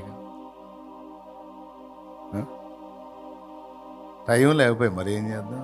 మీకే మీరు చెప్పమంటారు, తర్వాత కూటమి వాళ్ళు మా సంగతి ఏంది బాబు? వదిలేనా, పర్లేదు. బిడ్డలారా, నయానో భయానో నవ్వించో కవించో దేవుని విలువైన విషయాలు మీ హృదయంలోకి జొప్పించాలని నా ఆశ. కొంచెం సీరియస్గా తీసుకొని ఆలోచించండి. నిజమే కదా, ఈరోజు నేను ఈ స్థితిలో ఉన్నానంటే కాస్త కూస్తో దేవుని మాట వినటం. ఈరోజు నేను ఈ స్థితిలో ఉన్నానంటే కాస్త కూస్తో దేవునికి విధేయత చూపటం. నా తండ్రి తన బలమైన బాహు చాపి అల్పుణ్ణి అల్పురాలైన నన్ను ఆయన ఎత్తిపట్టాడు. ఈరోజు పట్టడన్నం తింటున్నాను, సమాజంలో కాస్త గౌరవనీయంగా ఉన్నాను, ఒక మంచి గుడ్డ కట్టాను, ఈరోజు నా పిల్లలు నేను క్షేమంగా ఉన్నాను. నా దేవుని కృప. కాస్త కూస్తో నా దేవుని మాటలు వెతకటం, నా దేవుని సన్నిధి వెతకటం, నా దేవుని పాదాలు పట్టుకోవటం నాకు ధన్యత. కొంచెం విధేయత చూపితేనే ఇంత ఆశీర్వదించబడ్డానే. నేను పూర్తి విధేయత చూపితే నా తండ్రి నన్ను ఇంకా ఆశీర్వాద కారణంగా చేస్తాడు కదా. నేను వింటాను ప్రభువా, మళ్ళా నీ పాదాల దగ్గరికి వస్తా ప్రభువా. ఇప్పుడు నన్ను ఆశీర్వదించావు ఇంతవరకు, ఇక నేను ఆశీర్వాదమగునట్లు నన్ను దీవించు. అనేకులకు ఆశీర్వాద కారణమగునట్లు దీవించు. మా చూపంతా అల్పమైన వాటి మీదే ప్రభువా. కానీ శ్రేష్టమైనవేవో, మాకేవి మంచివో, ఏవి యుక్తమైనవో అమ్మా పసిబిడ్డకి మంచి శ్రేష్టమైనవి ఎంచి కొనిపెట్టినట్టు నాకు మంచివి ఎంచి దాచిపెడతావయ్యా. నువ్వు నాకు అమ్మవి, అయ్యవి కూడా. ఇప్పటిదాకా నా ఎంపికలన్నీ తేడాబడ్డాయి. ఇప్పటిదాకా నేను ఎంచుకున్నవని నా అగచాట్ల కారణమైనాయి. నాకు మానసిక క్షోభను మిగిలించాయి, అవమానాన్ని తెచ్చాయి. నా ఎంపికలు వద్దాయా, నాకు శ్రేష్టమైన దాన్ని ఎంచి దాచిపెడతానని వాగ్దానం చేశాను. నేను నీ పాదాలే పట్టుకుంటున్నాను. నాకు సాయం చేయ, నన్ను అనుగ్రహించు. నా తండ్రి నిన్ను బాధ పెట్టాను. నీ మాటలు కొన్ని పెడచెవిని పెట్టి మూర్ఖంగా ప్రవర్తించి దుఃఖపెట్టాను.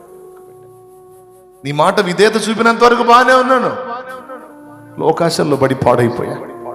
మనశ్శాంతి లేదు, ప్రశాంతత లేదు, ఆరోగ్యము లేదు, ఆనందము లేదు. ఈరోజు నిన్ను క్షమాపణ కోరుతున్నాను.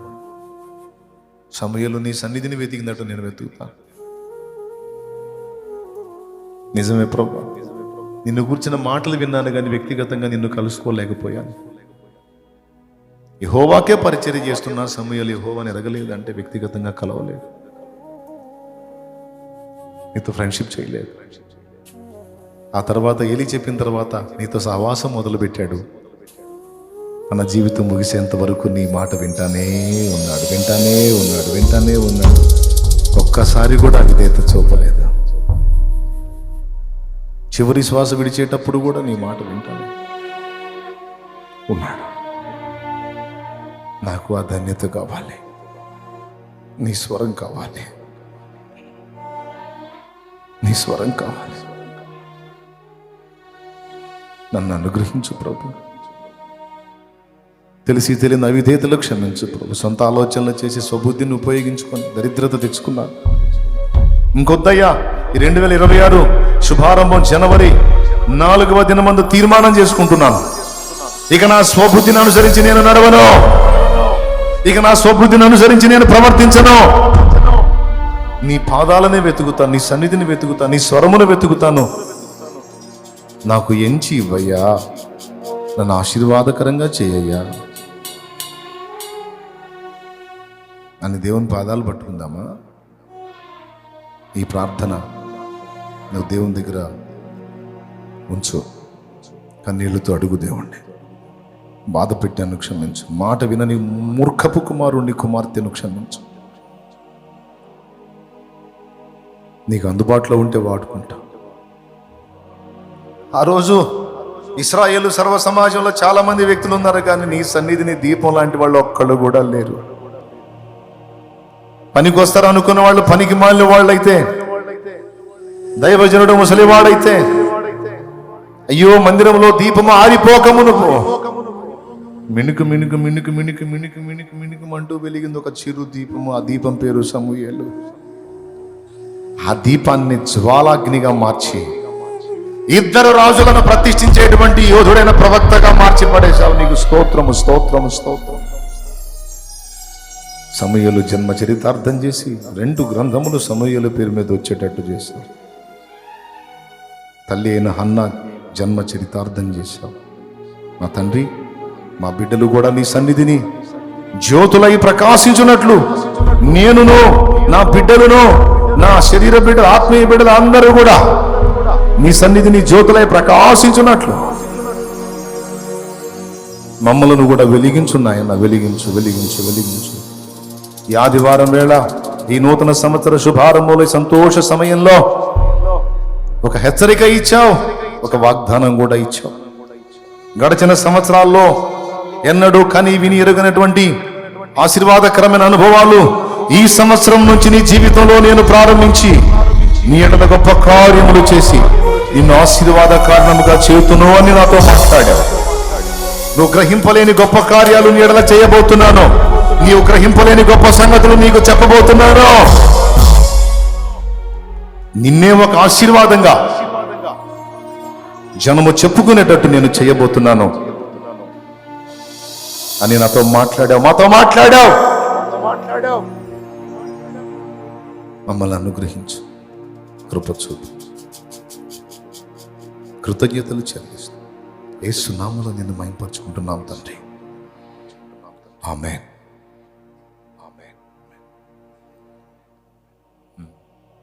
సమూయేలుకి యెహోవా తెలుసా? చెప్పగా విన్నాడు. మరి ఎప్పుడు కలుసుకున్నాడు?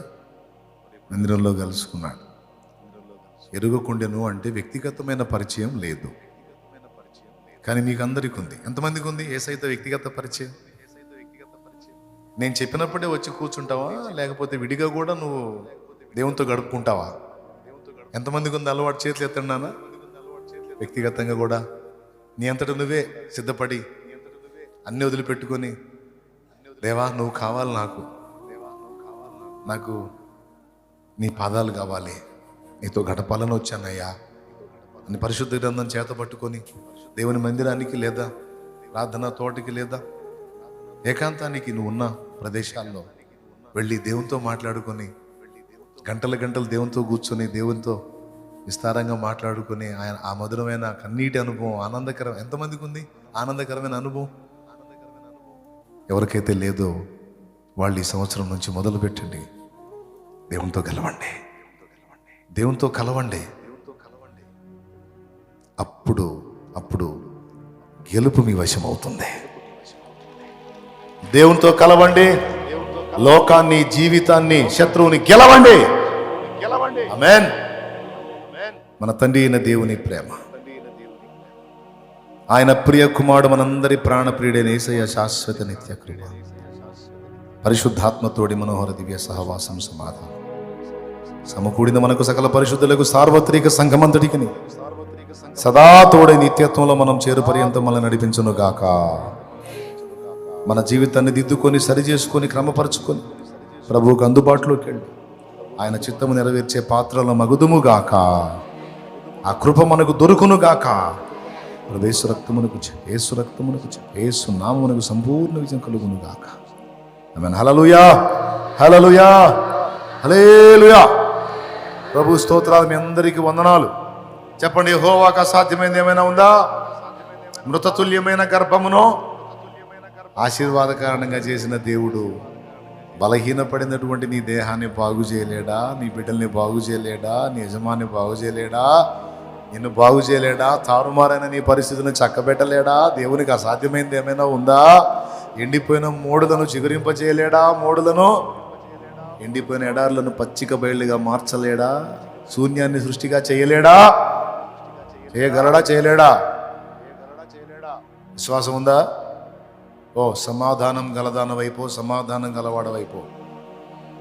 లేదు రెండో ఆరాధనలో కూడా కూర్చుంటానంటే కూర్చొని ప్రార్థన చేసుకో. అట్ట పోయి మళ్ళీ ఇట్ట దేవుని చిత్తం అయితే వస్తా. మళ్ళీ నన్ను ఆపకండే. మీ అందరి కోసం మనస్ఫూర్తిగా ప్రార్థన చేశాను. నా తండ్రి మిమ్మును మీ ఇంటి వారిని ఇది మొదలుకొని సంవత్సరాంతం వరకు, రాక పర్యంతం వరకు సదాకాలం సంరక్షించి, పోషించి, ఆరోగ్యమునిచ్చి, ఆయుష్నిచ్చి, సమృద్ధినిచ్చి, అనేకులకు ఇచ్చినట్లుగా మన చేతులను నింపి దీవించి, మన ఇంటి వారిని కూడా బాగు చేసి సమాధానంతో నింపునుగాక, సమృద్ధితో నింపునుగాక, ఆత్మీయ జీవితం బలాభివృద్ధిగా వర్ధిల్లునట్టు నా తండ్రి చేయునుగాక. అనేకులకు దీవెనగా మన బ్రతుకులను మార్చునుగాక.